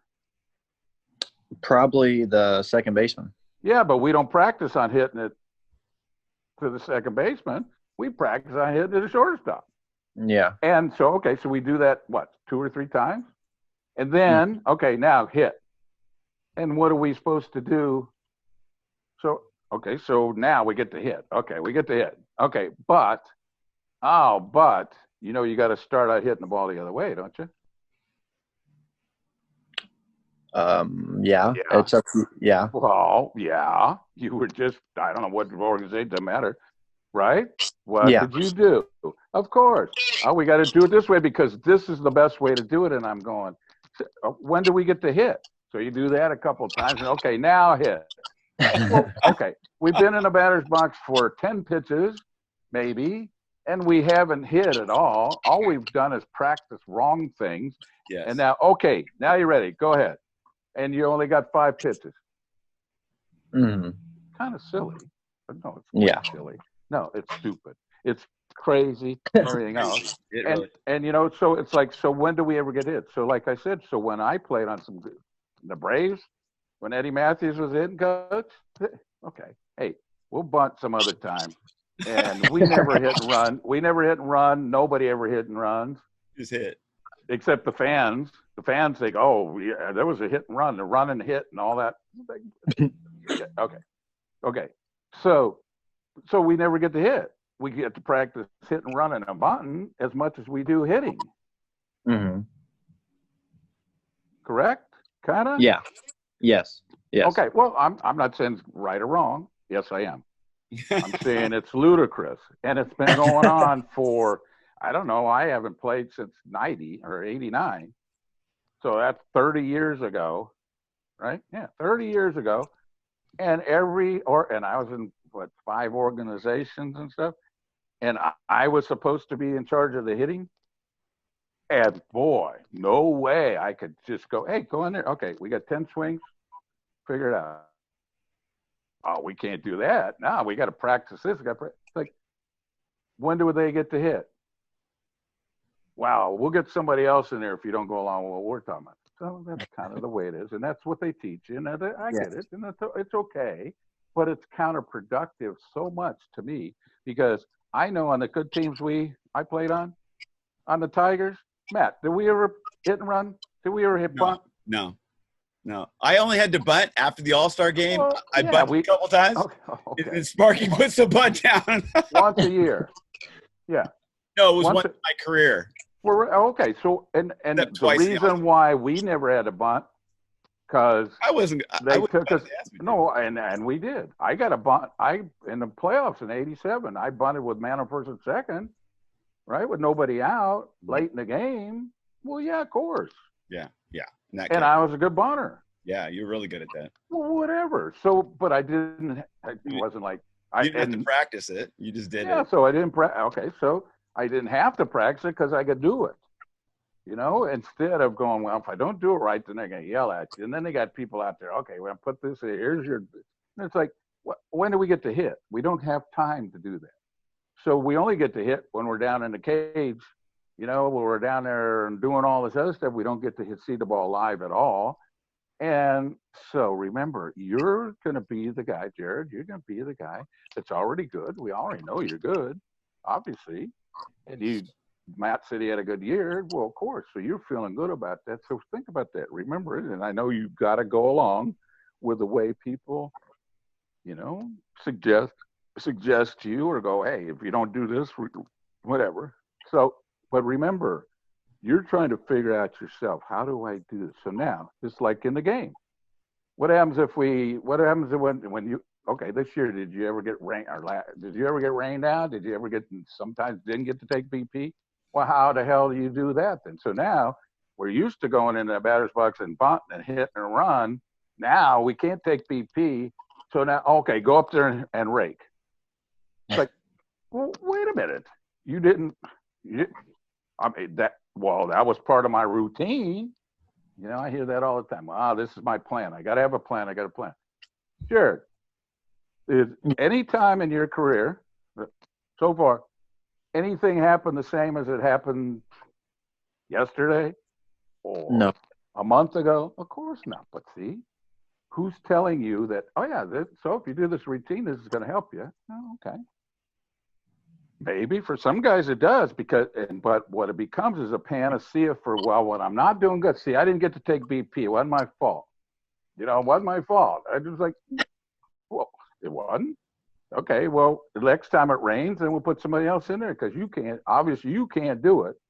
But they don't allow us to figure it out ourselves. And it's and like I said, it's been going on for a long time. And I don't like it, but you're not going to be successful if you go along with that crap. Basically, you basically have to give them. You're not going to be as good as you can be. Right. Put it that way. It's not that you're not going to be successful. Right. We all had to overcome that stuff. But the cool thing about it was, look what happened. They made us only take a few good swings. So we had to eventually figure that out, even though we had to do the other stuff. Right. So we had to figure out how we're going to do that and go, well, okay, if something changes, then I do. It's like I talk to guys all the time. And I go, so you didn't get to take BP and you didn't get to go through your routine and all that kind of stuff. So do you go up to home plate and go, hey, hold on here, umpire, I got to take some practice swings and I got to work on this before nobody'd ever do that, of course. But see, to me, that's just okay. So, why wasn't I allowed to do it and figure it out the other way and do what's best for me? Right. What makes me feel good, which makes me feel that I'm positive, that I'm getting something out of this, I'm learning every day, and the frustration of what we do and what you do that most people have no clue. They've never done it. So they don't know. It's like, well, man, I can't keep doing this. And if I don't get this practice, I got an excuse to not get better. Mm-hmm. So the cool thing about it is you found Maddie, who's still learning. We're all still learning. Yep. We're all going, and we're all allowing everybody to go, okay, hey, what works best for you? Yeah. So all these little things, like, and that was a great question about lefties on lefties, of course. Do we ever say to righties, don't pull out against a right-handed pitcher? No. They only go, oh, I mean, remember Sparky platooned me after I had 40 home runs in '85. The next year, he was going to platoon me, and I go, what the hell are you doing? And he goes, wow, you only hit 240 against lefties. I go, oh, okay. How many That balls was you hit important. hard? Yeah. Well, yeah. Okay. So, and that's what I'm saying. It's like, as you go along and as you get better and as you get to the point, and I mean, obviously you've got the drive and the will to do it and try to figure it out. And the competition is going to get harder, and that's what makes us better. Because if we do things kind of right and we can figure out how to make adjustments, then we got a chance to compete against when it gets harder, or guys have better command or better stuff or all those kind of things. And that's what we're trying to pass along to you guys at whatever level it is. We got to be able to let them figure it out, because if they got to have us, I mean, right. So, I get in the box and I go, hey, and I ask my coach, wait, what do I do now? Right. Let's ask one more question. Let's get to one more question here. Thanks, Darrell. Good luck, Jared. Hey, I look forward to meeting you, man. Yeah, for sure. Thank you. All right, buddy. Thanks, Matt. You got it. Okay, so Billy Horn, do you have a question? The Billy Horn. What's up, guys? How we doing? What's up? How are you? Well, I'm doing good, Billy. I got to tell you guys, I know this is one of my good friends. Yeah. And but he was a pitcher, so we got to take what Harry says about hitting. Kind of. Yeah. What's up, B? How you doing, baby? What's up, Meat? I wasn't a very good pitcher, and obviously I don't know shit about hitting. But quick funny story when I played for Darrell. So it was 2005. We're in Long Beach, and the Golden League was National League style rules. So the pitchers, we had to hit. So you had Disco, who didn't talk about bunting. Nobody ever did. John Warden was our pitching coach. So Darrell took the lead on teaching us how to bunt. So the pitchers, we're all standing there like, this dude hit 414 home runs in the big leagues. He probably hasn't bunted since he was probably 6 years old. So he gets in there and he's turning his body and he bunts like one down, bunts one down, and he like bunted one like kind of off of his face. And we're just like, oh, Jesus, here we go. So anyways, my question was, and so I met Maddie. I had the privilege of meeting Maddie at the winter meetings. And Maddie will tell you the way we met was kind of funny. I recognized him. And, being in the game now, for those of you guys that are out there, I coach in the Atlantic League. I coach for the High Point Rockers. And most of my team, they're all big league guys. Most of my guys all played in big leagues, all played in AAA. Sure. And back to what you guys were saying earlier about there's a certain protocol. There's a certain way things are done and the way guys are spoken to, the sanctity of the clubhouse, so forth. So I wound up talking with Matt for about an hour, and it was a great conversation. I just said, Matt, I just want to come up, introduce myself. I remember you from watching you playing with the Tigers and the Yankees and so forth and so on. And, now looking at the game, I don't know any of the coaches in the big. I don't know any of these guys. And, Frank Viola is my pitching coach. For those of you guys on here who may not know who Frank is, but Cy Young Award winner, World Series MVP, great guy, goofy as all hell, great dude. But, we talk about this all the time, how, yes, the game changes and it evolves, but I was kind of wondering your perspective on a couple of things. One, what would happen, if a 23-year-old Harvard kid started talking to you guys about hitting, who's never put on a, pair of spikes? But then also, with the way the game is going, do you guys seeing it, the pendulum swinging back? Because guys like you and Frank Viola and my mentor, my best mentor, Hal Lanier, I was Hal's pitching coach for a couple of years in Ottawa.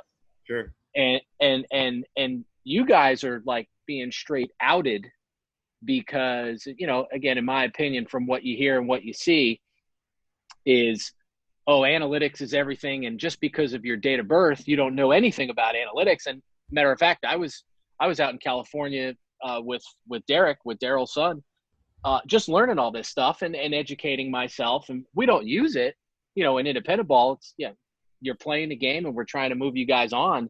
But I'm just curious what your guys' thoughts are on, you know, kind of being phased out just because, you know, you've played the game at the highest level and you know what the heck you're talking about. And now you get a guy who, you know, reads it out of a book and the last thing I want to say is I always use the example of an auto mechanic. I don't know anything about cars, but if I get a problem with my car, I'm going to the guy who's been a mechanic for 10, 15 years, who's got grease embedded under his fingernails, as opposed to a guy who read books on how to be a mechanic, kind of how, you know, you guys are experts on hitting, but now you're being outed. And I'm just kind of curious where you guys lean on that. The biggest thing is they don't want a guy coming in there actually coaching. And I'm not sure why, but yeah, you are. You know exactly why. They get intimidated. What do you think, Darrell? You're right, Billy. Of course, and you know the answer to this, but I hope you guys see our enthusiasm for trying to help and trying to pass along our experience. I mean, in any job, just like you said, in a mechanic's job. Okay, somebody maybe, but if you got a degree in auto mechanics and you come out in the job market, are you going to be the guy they go to because you got a degree, or or you got the new shiny object, which is kind of the way I look at it. It's like, oh, the new shiny object, we got to change. One of the things that I hate, and this brings up something a little bit, they're trying to change baseball. Look at all the rule changes. Look at all the things they're doing to make it supposedly easier, or what fans really want, and all. Anyway, whatever. So to me, yeah, of course we're all pissed. And some of us more than others, and we've all. So many guys have been in the game, and they want to get. Of course, they love to be in the game because they're like, "Hey, man, I'd learned this game. I know how it works." And then, you know, the thing about it is, we're not allowed to just. And I don't think the guys wouldn't just turn their back on this guy, especially if he's their boss, because we know what happens with that. And we would just like maybe a little humble to go, hey, man, you know what? Hey, listen, I want to learn from you. But no, they want to tell us that, no, this is the way it is now. This is the way it is. So, yeah, it's real frustrating. And to me, it's more frustrating for guys like Jared. How in the hell is Jared going to get better when he's listening to somebody that's never done it? And it's not a put down. To me, it's not a put down. Okay, people can be good coaches. Okay. Some people are good. Some people are good. But you know what? Again, what I think we all go back to is there's only one way. This is the only way to do it. And as we know, that's completely the opposite of what's really going on in anything, because they don't value experience. Look at what happens when they sign Jared. You get signed, and immediately they want to change you, right? Mm-hmm. They want, oh, you're not doing well. We loved you. You were really good, but now we got to change. You know, no, you're not doing it right. And it's like, what do you mean you're not doing it right? And so and this has been going on and getting worse and worse as it goes along. So that they're taking away the basics of how you get better. So in reality, they talk about, you know, guys are bigger, stronger, and faster. Really? You've seen really Dave Winfield and Frank Howard and oh yeah, Nolan Ryan. Yeah, they didn't throw as hard and all that kind of stuff. And you know what? We go, well, why aren't they much better then if that's what's really important? It's what's important is experiencing things and making adjustments. When you have a team in the major leagues, the team that has the best players, do they win all the time? Hell no. I mean, supposedly the figures. So if all this stuff was like, this is the way it is, this is the way it is, then how come the same team or the same organization doesn't win all the time? Of course, they can't answer those questions because, of course, there's no panacea for that, and there's no way, because you're dealing with human beings that have to go to work every day and have so many things happening that they have no idea. You know, one of the things I was talking about just recently to myself here and my cat, because I don't have anybody to kind of talk to about it, but it's like, and you know, it's like I'm 32nd all time in games played. In the history of baseball, I played only 31 people played more games than I played. And okay, and half of them are pitchers, or well, not half, I don't even know, whatever. Some of them are pitchers. And we have Cal Ripken. We all love him and everything else. He played for 7, 8 years in a row, never missed a game. Steve Garvey, I think he's the second longest streak. Billy Williams, all those guys. And I try to understand why in the world, now with all the guys getting hurt, all the guys that can't pitch, look at all the guys that have Tommy John and all stuff, but they don't go and ask Tommy John about that. They think they got the idea. It's like, so it would be real easy because we would all go, you know, I always wondered, why wouldn't you come to, okay, maybe somebody, Cal or whatever, why wouldn't you come to me and go, hey, how come all these guys are getting hurt? How'd you play so long? Wouldn't we go to Gaylord Perry and Fergie Jenkins? They pitched 300 complete games, Nolan Ryan. Why wouldn't we want those people to be involved in going, because they know. Well, how did you do it? Well, they don't claim to know that, but they don't ask the people that have experience. And, you know, you said it, Matt, and Billy, you know this too. It's because they can't explain that they're better, and they can't because they have no chance of doing that. But to me, it's like they don't want to get better. They don't want to get Jared better. They don't want Jared. I'm not saying you, Jared, to yourself, not you individually. They're worried that Jared can't go. Look at what they're doing now in baseball. They're getting rid of all of the minor leagues. There's only going to be 20 rounds. So there's 1,000 players aren't going to get a chance to get signed pro contracts. And what do they say? Why? Well, because we don't get enough guys out of there. Well, they don't develop them. That's the thing, because they don't have anyone developing them. That's exactly what it is, because they don't. There's no one there developing him. Hey, listen, when I first signed, okay, I led California hitting. I had 430 2 years in a row in the national championship junior college team. I was pretty good. I got drafted 5 times. And they wouldn't sign me, or they wouldn't give me what I deserved because there was a draft, so they didn't have to.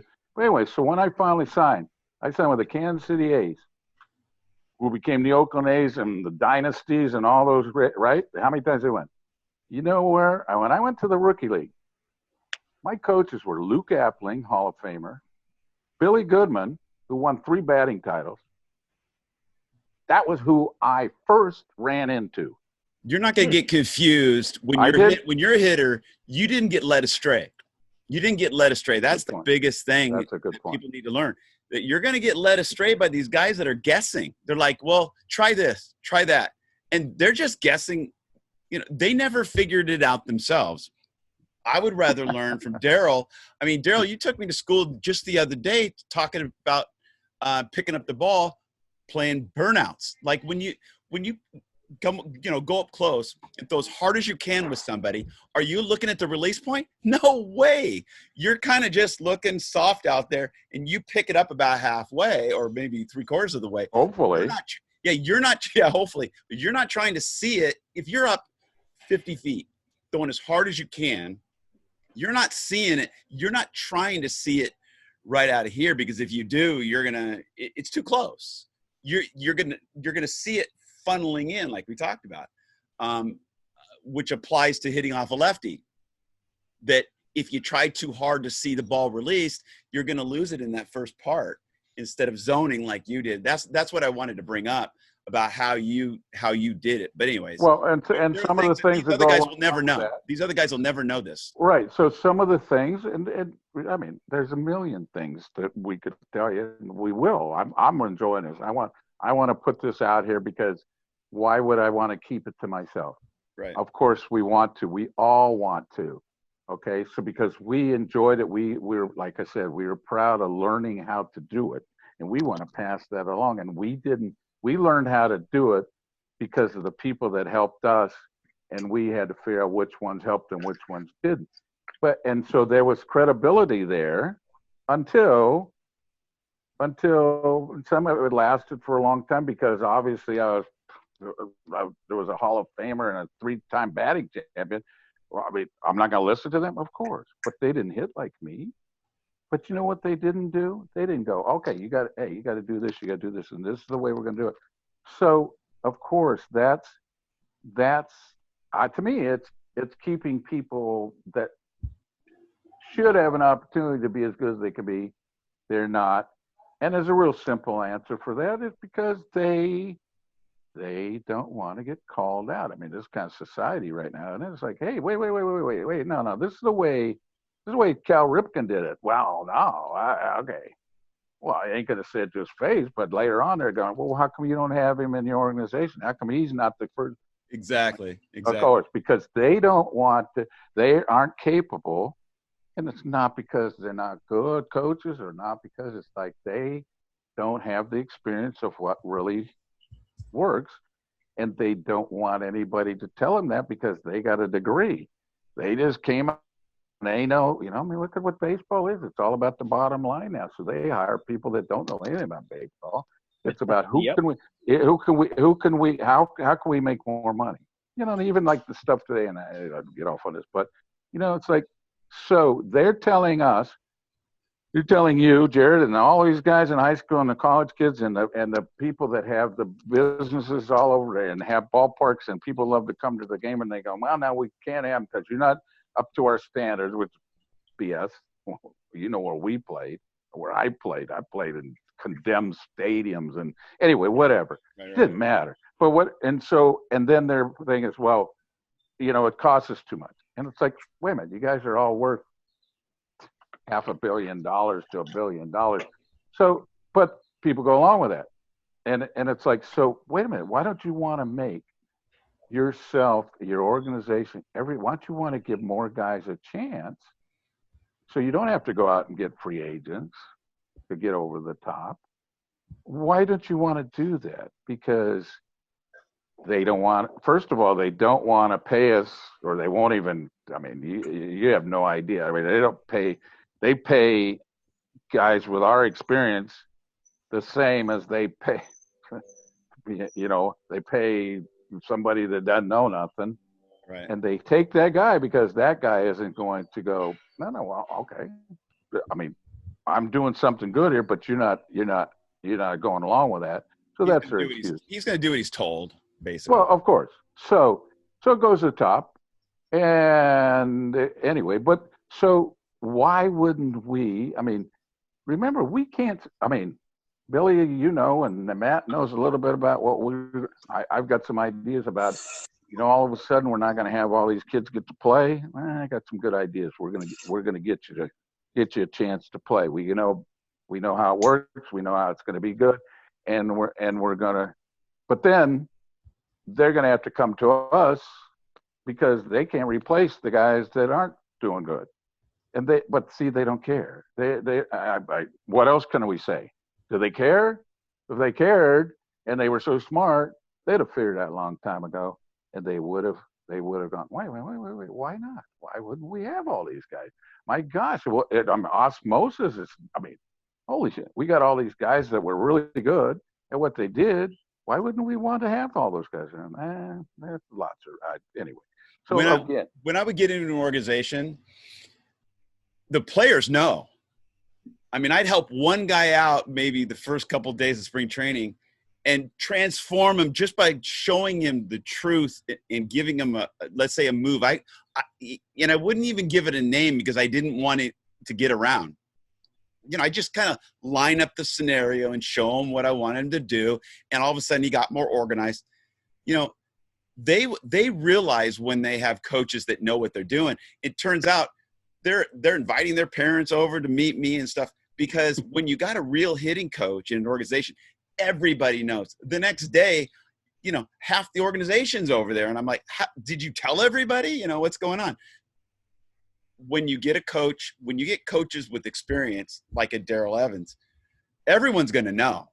You're going to go up there and you're going to ask him, and you're not going to force something on him. You're going to just, if they have a question, you're going to answer it. And I don't, they just want people that'll just, obey whatever rules that they have. They want yes people. Yeah. And it's a shame because, it's not thinking for themselves. They don't want coaches. Not some personal. It's just like, okay, find something more. And why don't you have the mentors we had, so that now you can transition those people to find out, okay, now I can learn. Okay, now I can be at close to the level we are without the experience. Yeah. And that would solve everything, I would think. Of course it would, but yeah.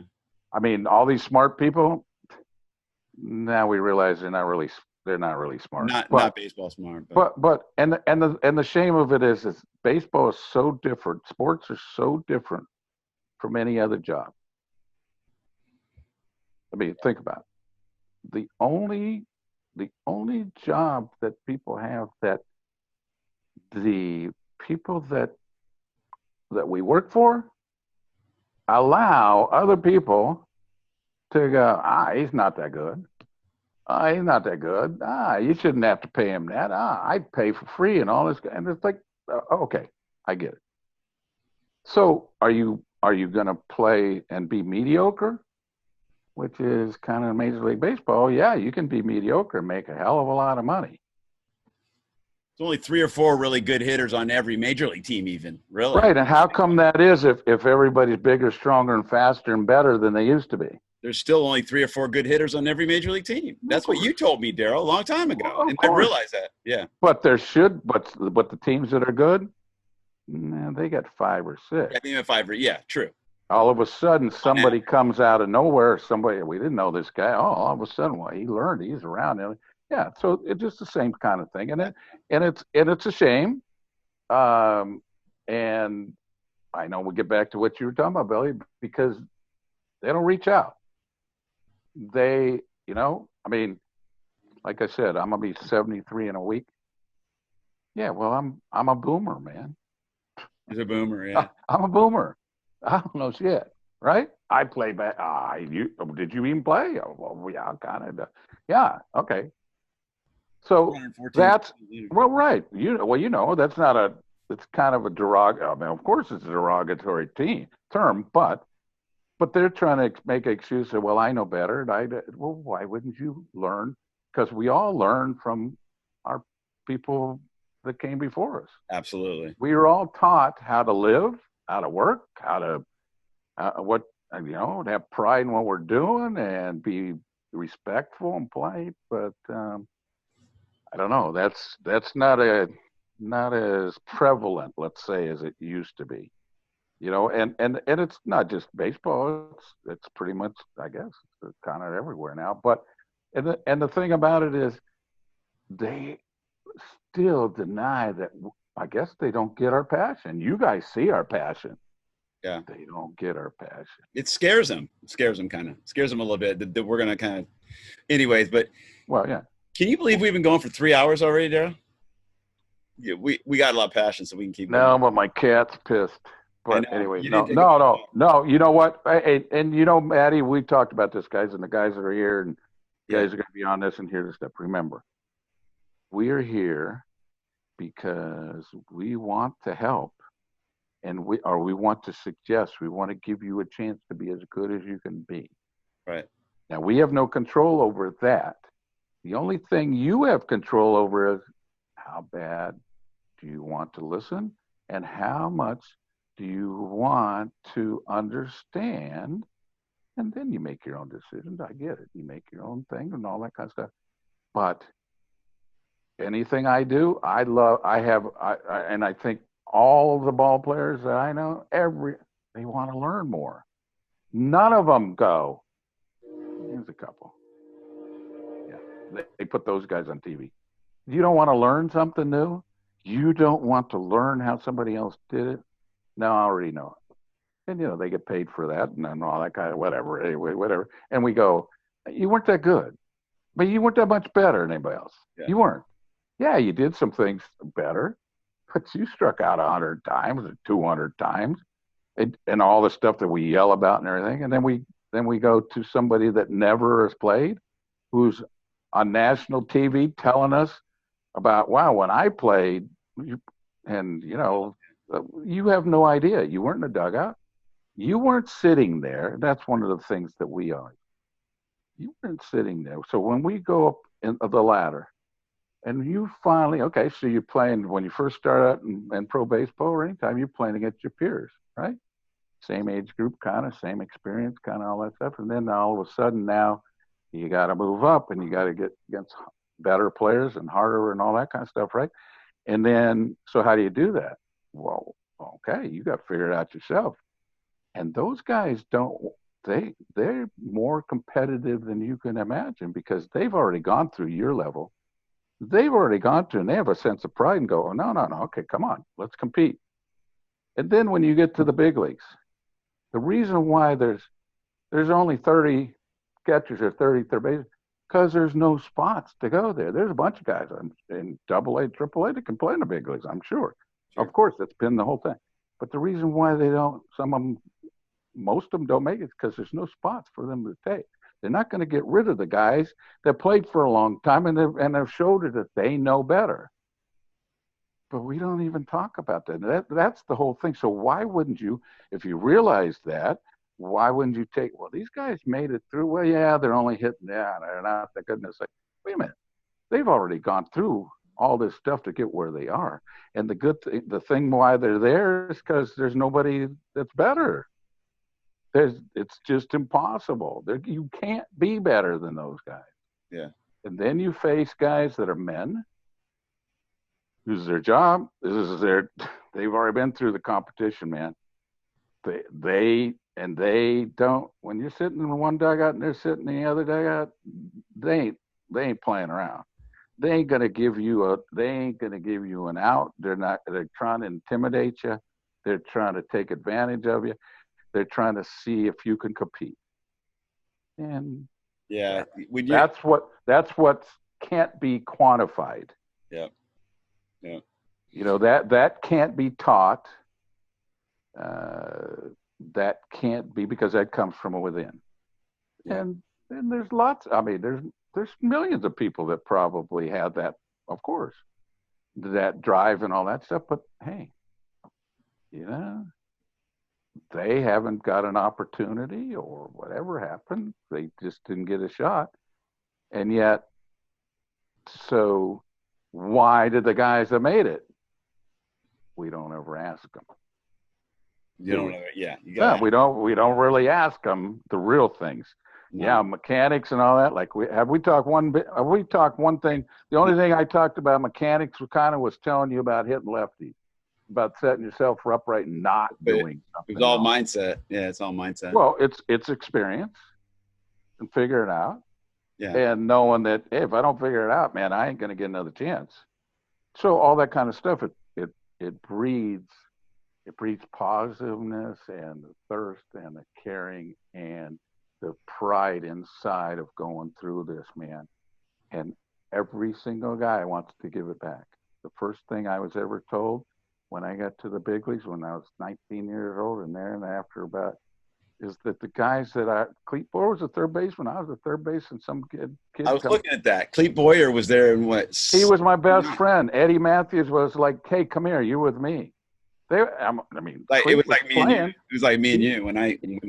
I didn't go and say, "Oh, Matty, I don't want you to know anything because you're going to take my job." No, that's not. See, I don't. I think that's as big a thing as in. He might take my job. he might say, instead of going, no, I want you to learn. So you can take my job when I get to be a boomer and I can't frickin' do it. So you guys, thanks. That'd be good for everybody. Hey guys, man, thanks for coming along. Yeah. I guess there's at least 2 of you. So I appreciate that, or 3 of you, Billy. There's still 16 left. So. Okay, guys. All right, man. Well, hey, Darrell, thank you. Darrell, thank you for all your wisdom, and Thanks, you take me to school every time. So you guys, wait a minute. Think about this. There was a reason why I was in the lineup. They gave me a uniform for 21 years. It wasn't because I hit 414 home runs. That was a part of it, but it wasn't any. They gave me a uniform because of a lot of other things, and we'll get into all those. Yeah, another time. Good. Right. Okay. Darrell, thanks, buddy. Take care. All right. Great to see you. See you guys later. Okay. Great night. Everybody have a great weekend. Okay. Take care.